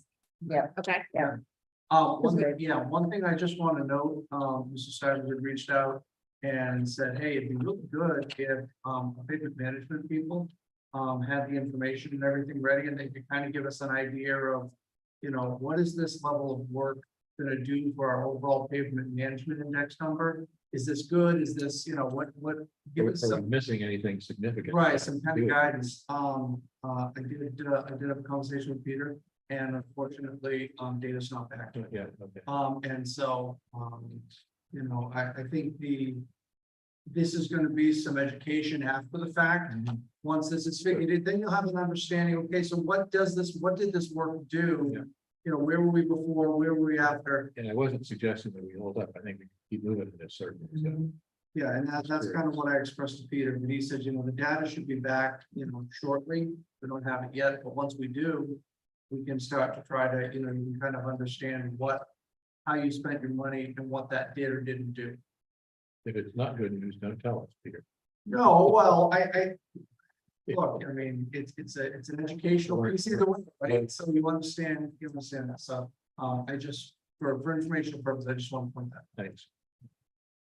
Okay, so here's the motion. Okay. Okay, so I move to approve the Lozaro paving contract. With the base bid of $1,202,380 plus the 3 add-ons, that total roughly $250,000. And with the desire that we try to add on the Lovers Lane to the base bid with Lozaro paving to try to get that done at the same time. to not exceed the total on the base bid of 1.3. It should not exceed the base bid of 1.3, given we believe that Lovers Lane is about 100,000. Well, that's what we So originally, you're awarding a bid, you're awarding a contract in the amount of $1,453,060. yeah, but the base bid that we approved was 1.3, right? The base Sorry. bid that you were looking at, the estimate was about 1.3. That's how much road funding we have available for this Correct. bid for the base. Correct. Because the other alts are funded through other revolving. Yep. That's not their issue. That's our issue. So you're awarding the bid of 1,453, Yeah, right? Some of all that, And Yeah. then we can have a side, have a separate conversation of, okay, let's talk about what is it gonna cost us if we add this street in? What's the change order look like? mhm. And then with the understanding that we would really not want to add more than, say, $98,000 into that. try to add things too. I don't think we should do that. That's capital. Yeah, I would wait. I would go with what we Well, originally, in terms of process, I think if you were gonna add anything beyond leverage, you probably should go back. Yeah. And do that. Just to be clear, capital approved Ashley Davis as the next one. Right? So they did. So they agreed, they just have money to do Davis and Ashley. You're saying no? I'm not sure about that, Kathy. Well, just think we talked about it. Spreadsheet, I said to Jason, he said, I agree. I thought that we talked about it, but I didn't know that we voted, so obviously we did. We didn't. but They did, Kathy correct. did. I didn't think So we I did. said spreadsheet to Jason, I said, the bid is, this is very rough. I said, a bid is favorable and more can be done than this list. Davis and Ashley are next on KG list, Ken Galvin list, and you agree. Okay, fine. Okay. I know we talked about it, Kathy. I just wasn't, But didn't let me remember say voting. this, there's an That's issue fine. with Davis since it's gotta I get know. resolved first, so Yeah. I agree, leave it open, Yeah. Jason, so we Yep, can got it. do that, and then, okay. Yep. All right, so I'm just gonna do the motion. Okay, so, the motion is to approve a total bid from Lazaro Paving of $1,053,060. $1,453,060, $1,450,060, okay? To be awarded, and with the request that if we can do an amendment to that bid to add on the cost of doing Lover's Lane, that will be done. And whether or not to Do exceed. you want on to that. do that to exceed 98,000? I don't think you need to, you got $1,000,008, so I wouldn't do it that way. So, because what if it's 99? Well, So I wouldn't do that. We'd have to agree to it. They came out with a huge number. So, but we have in. When Capital wrote the email to us on 8/24, they said, we acknowledge that the proposed bid package is potentially higher than the amount of funding available, 1.3 million. And I'll tell you that 13018. Okay, okay. That's what it's- Okay. Second, Okay, all right, all in favor? 4-0. Okay, sorry, did you get Andrew?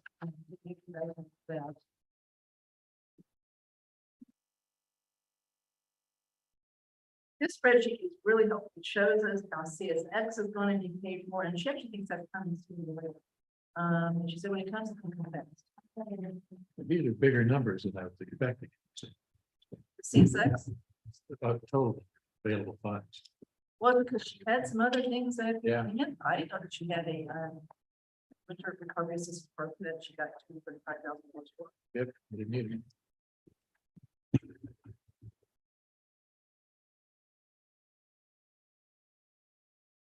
Put your street on the list. So now I'm going to, again, skip 6A, close the warrant. I'm going to go down to 7A, which is the funding guidance for St. Mark's Street Park. Okay, so stay with me and make sure everybody understands what I'm proposing here, because this is really important. This is probably key to getting this passed in. As far as the community part getting it done and making sure. So, first, one of the first things I wanted to get clear with Karen is where the EH Perkins contract stands today. Okay, so just refresh your memory. We started off with a base bid of $2,496,000 and change in the fall of 2020, and that included finishing Main Street, which we pretty much have done now, included Deerfoot Flag, which we're not doing. Right, it did include some work on corridor, which I didn't know until today, but that part I didn't know, and then the park. Okay, so the infrastructure and the service, part, right? Yep. There were plans, so that's what's in that bid for the. Okay, Yep. now, since then, there's been a change order for orders executed that has changed that 2,496 and change to 2,596 and change, so about $100,000 net. But it's a series of things that cause it. So let me just go really slow here so everybody truly understands this. There was a change order relating to the Newton Street water project that's coming out of the water funds, but it still was part of the purchase contract, so it did change. That added $81,000 to it. Then she had the Deerfoot and Flag project removed, as we all know, and that was a negative $115,000. And I'm rounding these slightly, okay? Then she added the Portable Road North project, which is going to pick up where she had already gone to with this project and take it over to the causeway down by the public safety building and do that. So that's what she basically said to do. That was more though than taking off Flag and do that. Is $374,000. Then this is the important part. She did have removed from this contract all of the St. Mark's Park surface work. By that, I mean the true park stuff, the pavers, benches, plants, etc. So true park stuff. She did remove that from the EH Perkins contract. Okay, all those numbers I just gave you net out to about $100,000 addition to the original contract. Because you're found. No, I'm following her. I don't just. Okay, so that's what we are today. It's just a contract 2,596 with the actual surface area park removed, but with the infrastructure of the work there remaining, which is basically moving the road, right? And all the stuff that entails, all the drainage, et cetera. Yep. So that's still in there. Okay, a lot that's been done, but there's still more to be done, but that's still in. There, okay. All right, Can I stop and ask some questions? Yes. So, Newton Street. Or is a separate article for that, yes, right? So there's separate funding source, but it was the same contractor? yes. That's why it's here, so. Okay. yes. Okay. So that makes sense. Okay, now note that again, let's go back to the number that was the park service fee. That was 240,000, which is not too far from the 290 we got from the park, right? There is a connection. Okay, so I believe that the two things we need to take to town meeting based on our discussion on the 20th are obviously the MOU to swap the land, right? That's gonna be a separate article. And the actual cost and design of the proposed park. Truly designed, sketched out, costed out, so we can say, this is what we want to do from this point on, and this is what it's going to cost, because this out of that fund. Okay, so we've got to fund it some way, it's not. Okay.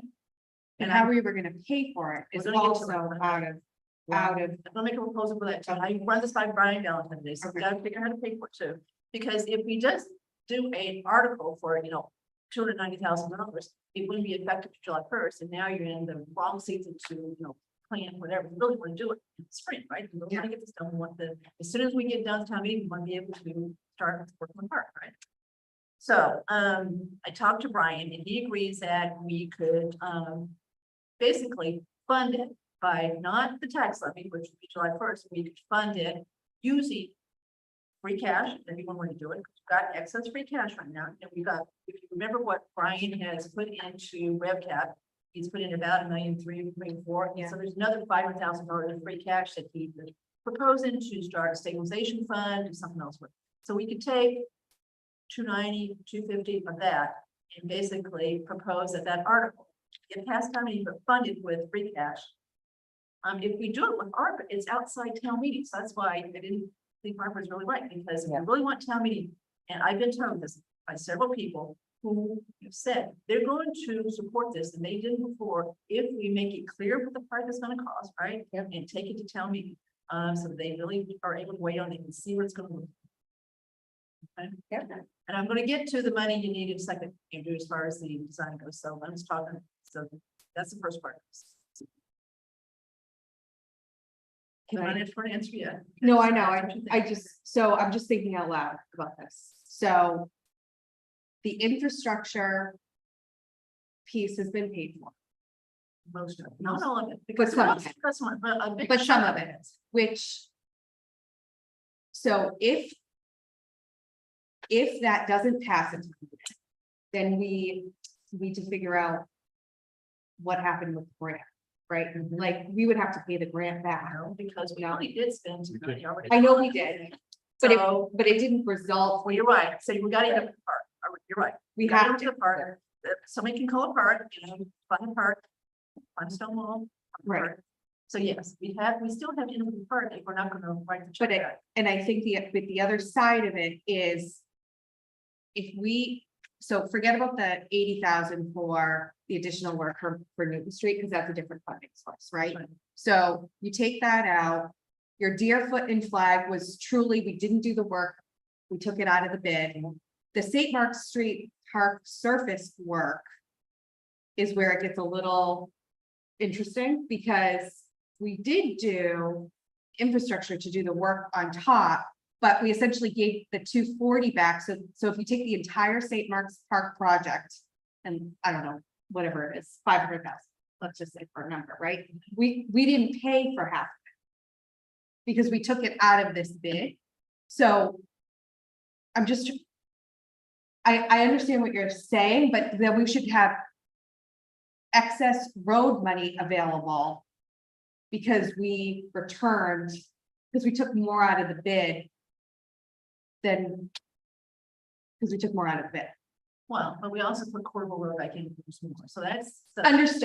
Understood, but there's a benefit to putting Porterville in there, right? Because we needed to do that. So I just want to be clear that we didn't spend all the money initially in the bid that we thought we were gonna spend. Right, so we added Porterville in, we took some out, so I agree that town meeting should have, I get where you're going, I just don't want them to think that we're asking for an additional 250 that we spent on top of this, because we did it. I just want to make sure. That was where I was going to. Okay. That's why I had that, yeah, Make yeah. it clear Yeah, that, yeah. separated it out. Yeah. Okay, so you can see the cost of the, what I'm calling the surface, the Yeah. cosmetic part of the park. Yeah. So just so you know, out of the 2.5 EH purchase contract, we have billed and paid $1.5 million. There's $1 million left to be done between the 3 remaining components. There's a little bit on Main Street, there's 2 little things to be done. Okay. Crosswalk, brick, and Yeah. she's got to do some on the sidewalk, they got to do some on the sidewalk, a little bit. Portable is a main piece of it, and then the rest of the infrastructure of the park. So that's what's still in that $1 million left to be paid Perkins when they come back in the spring. So how much of the million that's left is related to the park? That she, I tried to get that sheet ready to Okay. do that. I'm gonna still try to get it. She's only here. So I'm gonna try to get, she tried, she just couldn't do that piece of it. So I did try to get her to do that thing and bifurcate the 3 parts. Yeah. Main Street's tiny. So it's really between Portable and the park as far as how to be $1 million. So I did try to get it. She Okay. said she couldn't do it. With the time I gave them. Yeah. I only asked her for that today. I mean, okay, I think you're correct. Yeah. All right, so that's piece 1. Piece 2 is we need to give the working group the tools to be able to bring forth Yeah. a truly fleshed out design, ready to go post-town meeting. And to do that, they need some money. And I don't know what it is, that think VHB would need to actually literally give you a design of it, not just a sketch, but a design. That truly is one that a landscape company can take and implement. We haven't talked about this at the working group, and other than the, discussion about the money in the summer. Yeah. I don't know, discussion.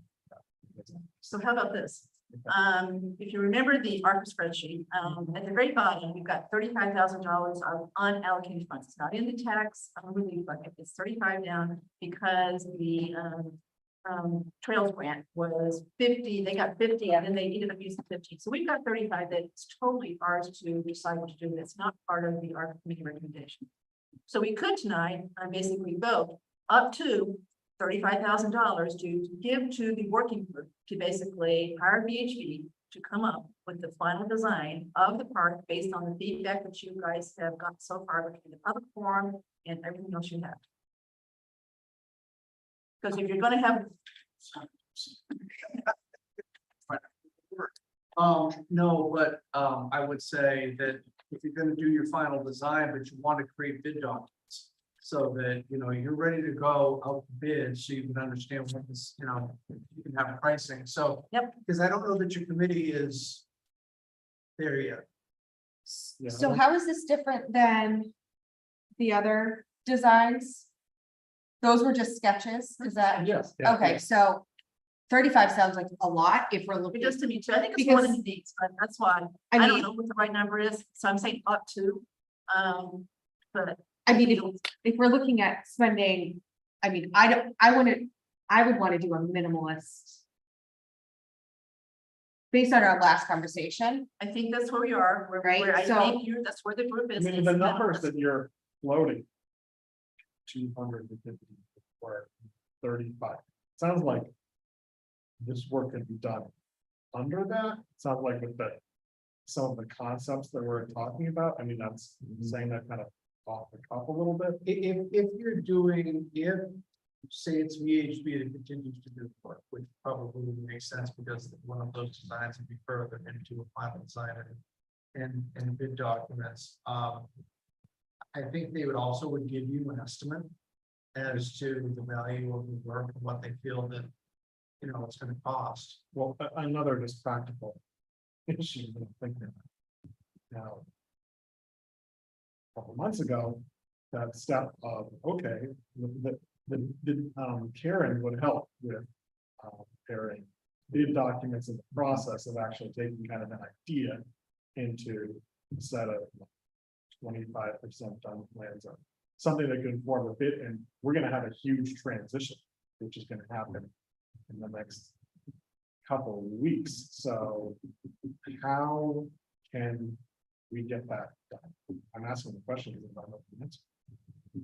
Well, I think your 2-week transition is optimistic. We're probably much further away from that than having. Yeah, you're right. Question still stands about where I don't feel like we can rely on technical assistance of DPW to get something done really quickly. The DPW is simply the conduit Okay. Yeah, for, VHB. to work Okay. exactly All what right. the vendor, you know, I could be the conduit. Okay. I don't have to be HB, I have no problem. I've been the conduit with them in terms of, you know, other issues. And our interim person is a potential resource to. Absolutely. Their eyes.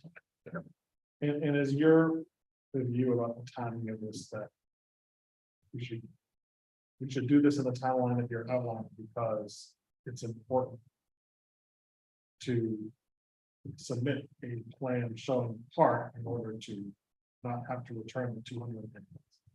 Yeah, and to get the. To get town meeting. Yes, well, I mean, I Yeah. think. it was just really, you know, support. Yeah, I agree. Yeah, we heard it, all right. Yeah.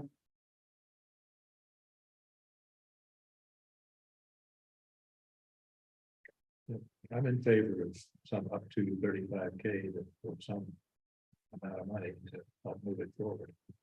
I think 35K is more than we need. I think it's more than- 35 is what we got, that's. what we- Yeah. Okay, I just want to make sure you did. No, I don't think it's gonna cost 35 to wait, you know, but I'm talking about all the way through the bid documents, so we know. the Yeah. cost. I mean, Everybody can start digging the day after. One thing I thought of that probably is gonna fit in what we've discussed, and interesting that other people think about was the part of the interim report that recommended, you know, putting in more sidewalk that is along the kind of, it would be the south side of the reconstructed St. Mark's Park. And that was not in the original DHB plans. I would think that that's something you potentially add costs, right? Mhm. Putting in new sidewalks, so could the idea be to that's something you could blow up these numbers. I think you just need to stick to the park. Okay. I agree. Yeah, All I right. think, Something like, we to just need consider a later. simple, Absolutely. There's sidewalk, there's sidewalk only. yeah. And another idea that I have always had, I don't know about other people, but we feel is some of the more details of the history walk, that's something that's a classic CPA. type project. There's no stopping adding to this as time goes on. Yeah, Right. The design. Get it? The design of the expansion. We expect things.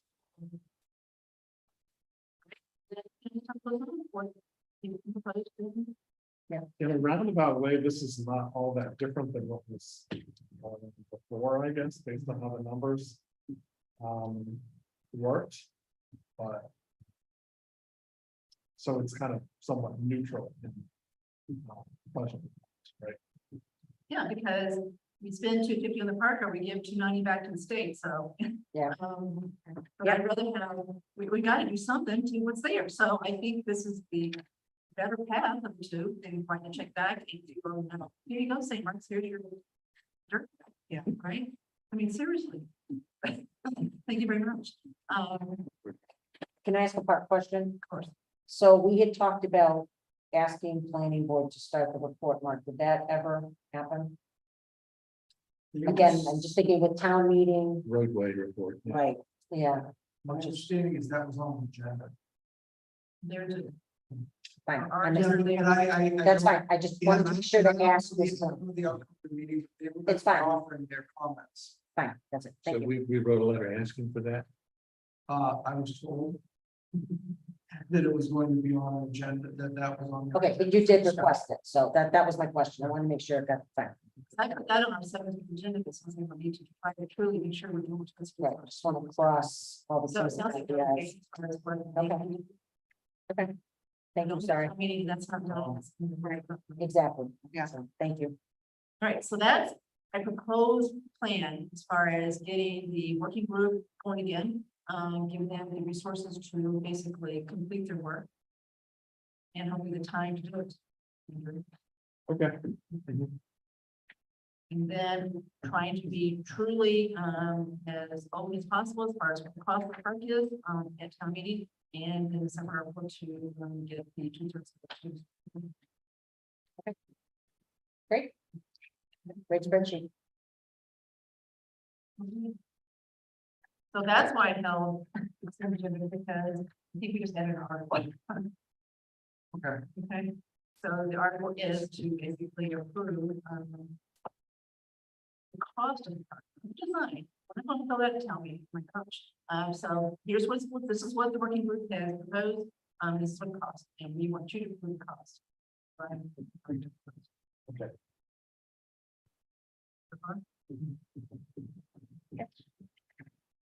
So I don't think that we should give up to 35. But giving. That's my one note. Can we change the number? Yeah, absolutely. I mean, what was the, I'm trying to remember what the concept, yeah, it was like 12, and yeah, it was under 10. So Well, it was like 7,800. it was like 1,700, yeah, exactly, so it's under 10. So the concept plans more, Engineering. right, doing the bid, so So what number are you guys thinking? I would say under 20. I Yeah. would want to give leeway to Yeah. make sure the bid documents get done. Is it up to Up 20? to 20. So I'll make a motion to approve up to $20,000 of ARPA money that's in the discretionary bucket for select board to decide to give to the working group for the St. Mark's for the pocket park, to basically finish the design of the park through the documents. Second. All in favor? So Mark is adding that warrant article, and putting two as far as cost of the park is placed on. Awesome. We got a lot to do in these 2 months. We have a lot of our business. I mean, we're just not used to the town meeting being. So just a follow-up question. The article, the expenditure, usually it's to raise or appropriate from what funding? Yeah, so does that? It's talking about. Free cash, that's what. Okay. So I don't know where else to get it besides free cash to have to go through town meeting and be immediately available after town meeting. Not have to wait. Okay, and this is because there was a change order taking out the. And we'll explain that. We will absolutely get up and explain that this was in the contract. We pulled it out separately, so you can see what the cost is. Okay. And here's what you're getting. Yeah. Pretty simple. Okay.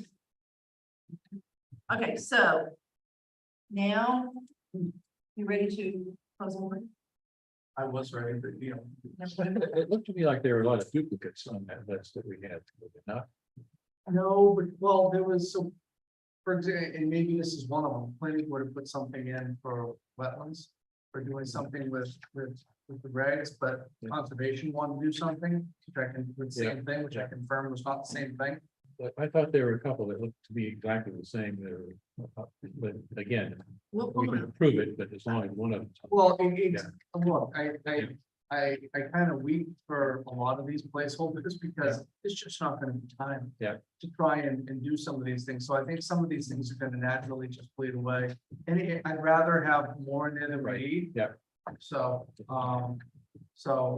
Yeah, I see what you mean, Sam. I think stormwater management bylaw updates is on there twice. it is in there twice. It is. That's why I thought 3 or 4 of them. I will eliminate any duplicates. So you can close the warrant, but we will. Leave it to Mark to clean it up. How about that? Yep. So I'll make a motion to close the warrant for March 25th, 2023 town meeting. Second. What Wait, we got a question here. other question, Mark, on the golf revolving fund, it was listed at 75. I thought we upped that to 100. So you up to 100 for this year. but I don't see us changing it Okay, moving forward because with the amount that the Yeah. paving came in, we're not Okay. gonna have to change, so I okay, don't think we're gonna need to. let's draw the question. Okay. Understand, thanks. All right, so now, Chelsea wanted the next two on the agenda, so Chelsea, why don't you start off with Okay. capital? And then we got to discuss something. Okay, so I thought it might make sense for us to check in with the board to see if anyone had any follow-up comment on the capital list for FY 24.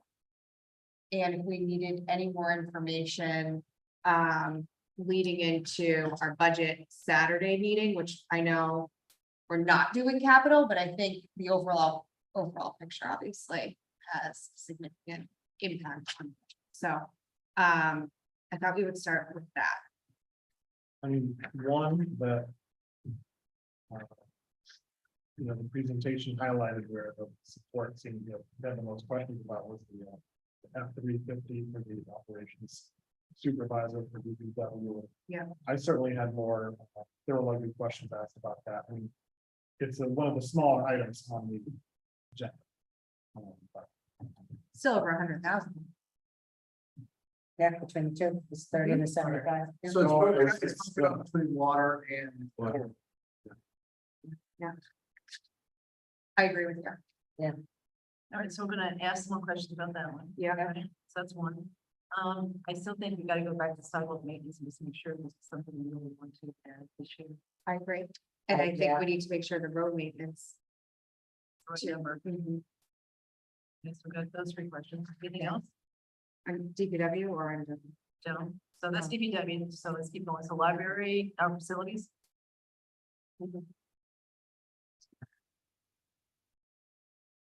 Okay, so I fire mean, the department. presentation was very thorough. Yes. Yeah. It was.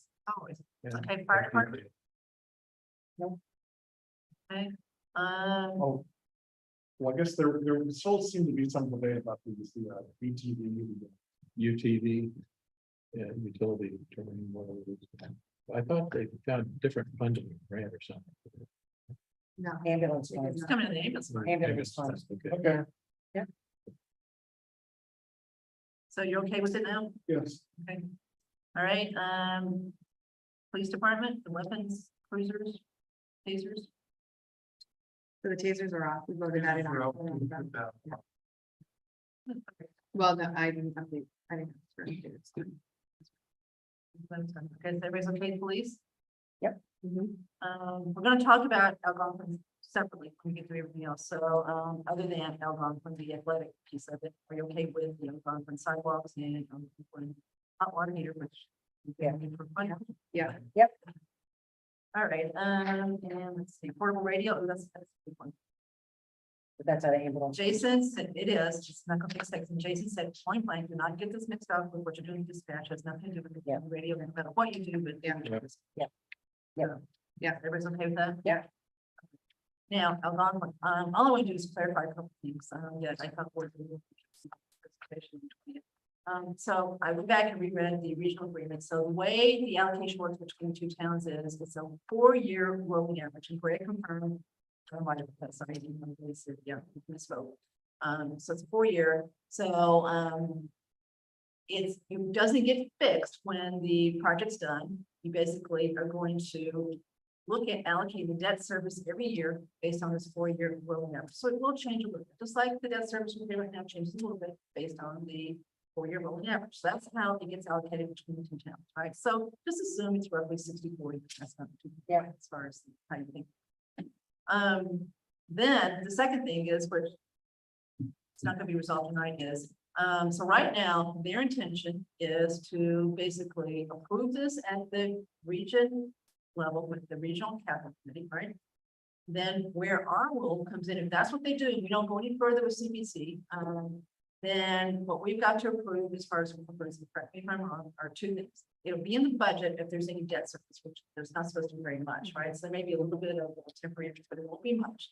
So that would be in as far as the assessment. But then because it is debt, each town does have to approve that piece of it. And I guess it's gonna go to ballot. For, The actual debt they're going to, right, now, whether the debt that they're gonna start with temporary debt, right, just interest only debt, till they get the Algonquin debt for the high school renovation in 2004, paid off in 27, right, so that's their plan, so it basically one replaces the other, right? So that's their plan, is to try to keep the assessment fairly steady. But that's how we control this, the actual capital piece is not gonna appear on a warrant as far as approving it. Like it is with our local capital, where it's actually on warrant. We're going to approve the actual, issuing of the debt. Yeah. Yeah, so we do the control of this, right? So Northwood's gotta do it, we've gotta do it, so that's what we're being asked to approve at town meeting. So I just wanna make that clear. I run this by Brian, he agrees that, that's our role as far as town meeting goes. CPC, CPC has, their job is not to say yay or nay, the job is to say yes, this qualifies as when somebody makes a submission, their job is to vet it and say yes, this qualifies for CPC funding, CPA funding. So they've got this as a submission as far as a piece of it, right? So I still don't want to give up on the idea of CPA funds paying for a piece of it, but it's complicated. Because you got two towns, right? And Northborough County is not wanting to use CPA funds for their piece of this, what I think that's how it sounds. Yeah, so, but I still don't know that that prevents us, but it just makes it more complicated. So this, we've got to flush this out as far as how this might work. So we're not there yet. But I did want to clarify how the split works, which I did, and clarify what our role is at town meeting as far as this project. Question. Can we do some allocation if we want to load more of our piece on the CPC? I hope so, but we gotta think through this. We gotta think through this. So Okay. there's just gotta be a way to use CPA funds if Yeah. we choose To the to. maximum extent possible. Yeah, if we choose. in other words, can they assess CPA from region instead of the town? Can the assessment just be sent, right? It's like they've got that, they paid to make this. So there's gotta be a way to do this. We can't be the first that's ever asked to do this. There's a lot of Yeah. regional schools.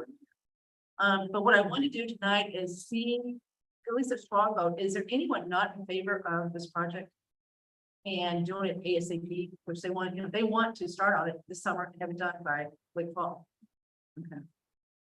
Advisors seem to have a little issue town, but what we saw, I don't see how we, A lot of tricks. no, I didn't know it got just better than it was. Kathy, do we know what amount of this qualifies for CPC? No, but I'll find out. So I'll make that my job to find that out before we meet on 17th, so that we can. So we talked about ways that we might fund this that would take advantage of CPA funds and then. Okay. and to think how much they're going to ask CPC for, because I'm not sure that they were thinking of asking for the full amount that may be. But And the potential impact if we actually bump the surcharge 1% to 3%, how does that play? See, I don't think it's. If we wanted to do it this way, I would think region would let us, support. If we want CPC to pay as much as they can, you would think they would say, fine, we don't care. As long as we Yeah. Yeah, they don't care. Yeah. Okay. All right, but I did want to make sure that everybody seems to support the project. I think that's important. I really do want to find it.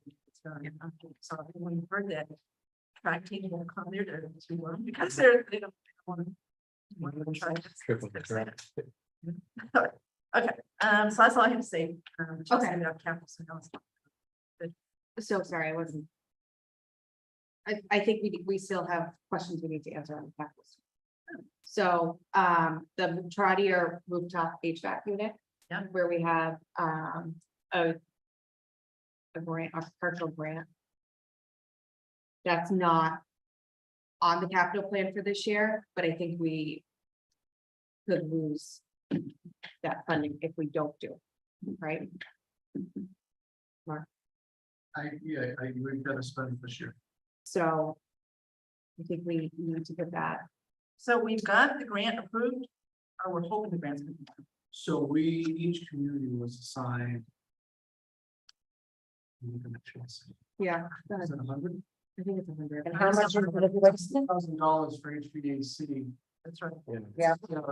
State ARPA, and each community was given that for HVAC, but we don't, while we've got HVAC work to be done in this building, it's not gonna happen before the end of the year. And so therefore, the only thing that we really have, and I think capital would talk about this too, is this part of your HVAC unit. I've had a brief conversation with the superintendent, and, you know, I'm more than happy to take this and apply that to this project. Yeah. So it may mean this project moving forward a little early in order to take advantage of that discount. What's the total project cost for that? It's over 100? It's over 100. Okay. But we don't know. But I don't know that we have a bid. I don't know if we have an actual bid on that. I don't think we have an actual bid, but I also cannot follow the estimate possible. I don't remember. So I think that's probably something we should add to the 17th, so that we know. I just don't want to lose the funding, especially where it's on FY 25. Capital. So what is it you want to add to some? I think we need to know what the cost is and add it to And if we allocate the grant, the difference. the ARPA money. And to, yeah. So if it's more than 100,000, then are we adding it to the warrant?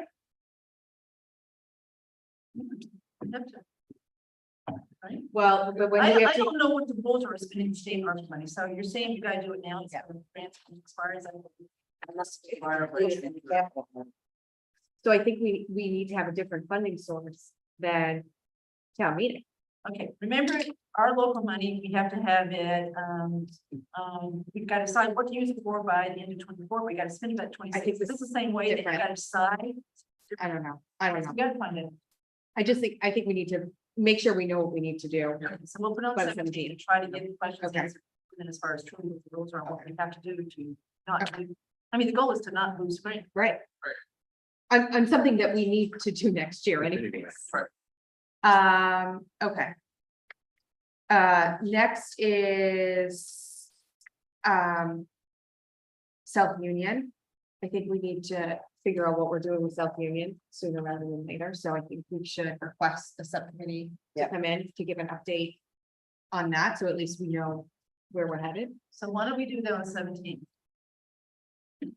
And does everyone know that St. Matthews is interested in buying something to use for Montessori school? I've given them boards broad brush on Yeah, that. that's just in. I mean, we've had some outreach. The question- Right, the question is how, you know, what is the path forward to explore that, or, you know, is there an interest? Is it buy or donate? I think it's buy, Five was in that email. That's better. yeah, I think it's buy. Didn't say buy for what, but it did say buy. The $1 purchase. So why don't we get the subcommittee in sooner than later? Yep. Right? And so what we can do, you know, And ask them to pursue that, see if there's. yeah, see what they know. And then by then, I think I'm going to have met with Dan on the project. We want to talk about that some more, so I invited to my office on Friday, and so I will bring this up to you to see where this was, at least we'll use it for the report.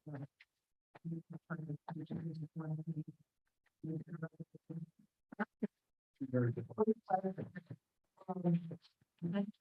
Okay, And then next is former station 2, so determine the current future use of that building. So. I don't know, we want to do that. That's one that needs a furnace, we talked about. yep. Yeah, yes. Okay.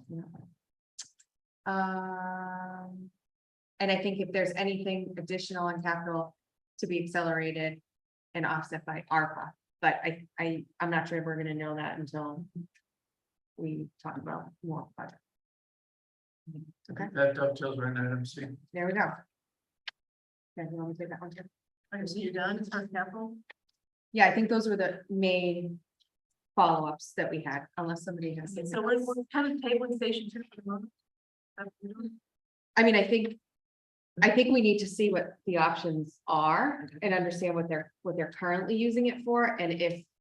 I mean, I think it's Mr. Parent that uses that space right now, and is there another better location? DPW as well. Okay, Yeah. okay. So we probably need to talk to John and DPW. And get the furnace cost details there, Yeah, or anything else we need to put into it, their cost to maintain it. Because they have any resale value.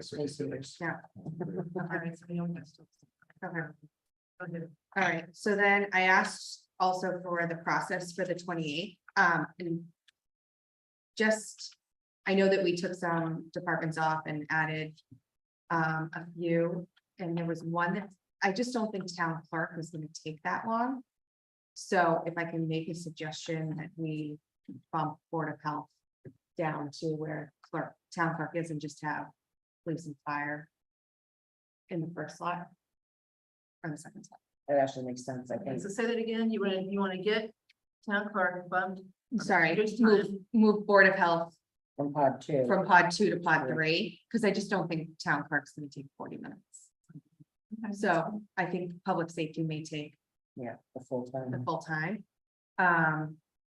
And just want to talk about expectations for, where we expect to end up at the end of that meeting and take positions. My other thought was to have the finance team come up with their recommended budget, either for that meeting or a meeting on the 31st, if that's appropriate. So there's only one change to this, which you're gonna make, instead of advisory, so they've got to. I don't own this All of it? document, but I'll ask Brian to do that. Get all of us. Yeah. So, And I'll also let Board of what's our last time, 5 o'clock? 4:45 to 5:30. So that's gonna be a long day as it is, it's a Mhm. Saturday, I would suggest that we leave at 5:30 and then we do January 31st. And do nothing.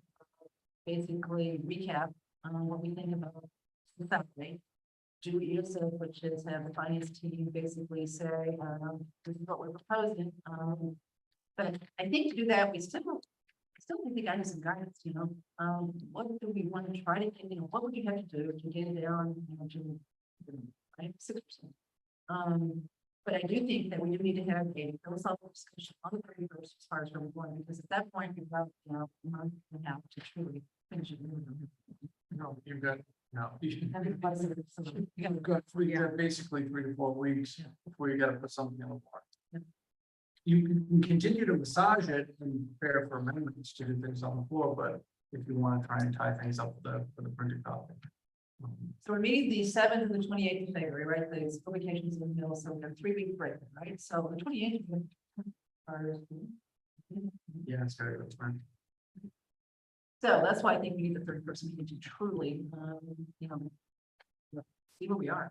And you're gonna try to have a meeting that's really, this will be, but it'll just be focused. That's all. Special meeting, special one topic, one agenda meeting, that's all. We're gonna do.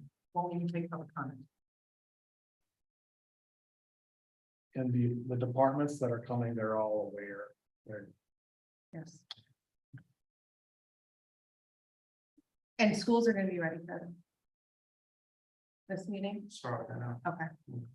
I think one of the things, and I do appreciate the ability for the finance team to weigh in on recommendations, but, if the board wants to provide, I mean, look, we talked a little bit about the CBC community development position tonight.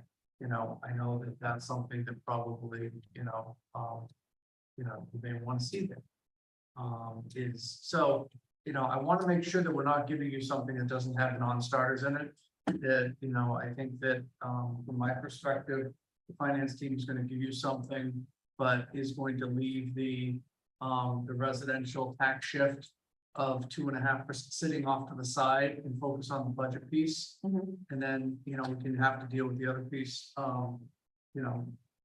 It'd be nice if we had some level of guidance. Otherwise, we'll give you what we feel is the best approach, which may or may not protect anyone's particular interests or goals. So how about on the 17th, we add that to the agenda to try to, provide the guidance, provide us with this guidance that they would need, to basically, come back to the 31st, if we're here on the 28th. This is a little complicated. It's true.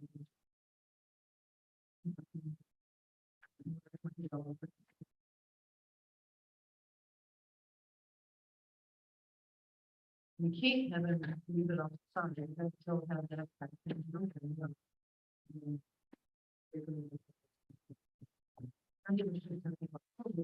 That's where they put it, it wasn't- doesn't here, you know? I don't care whether you pay tax or fine, you still pay. That Robbie is making a way to raise funds because we're raising taxes.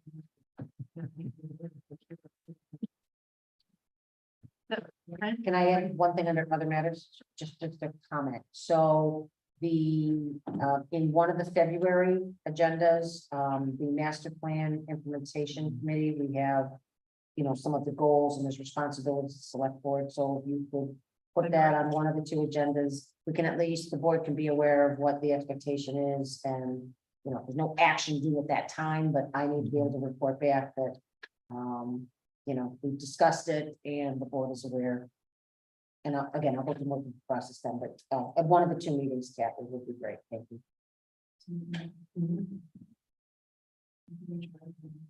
Okay, so I think that's a 10:30. Okay, any more public comment? Bridget, Marcy. No. Okay, motion to adjourn, Second. on favor?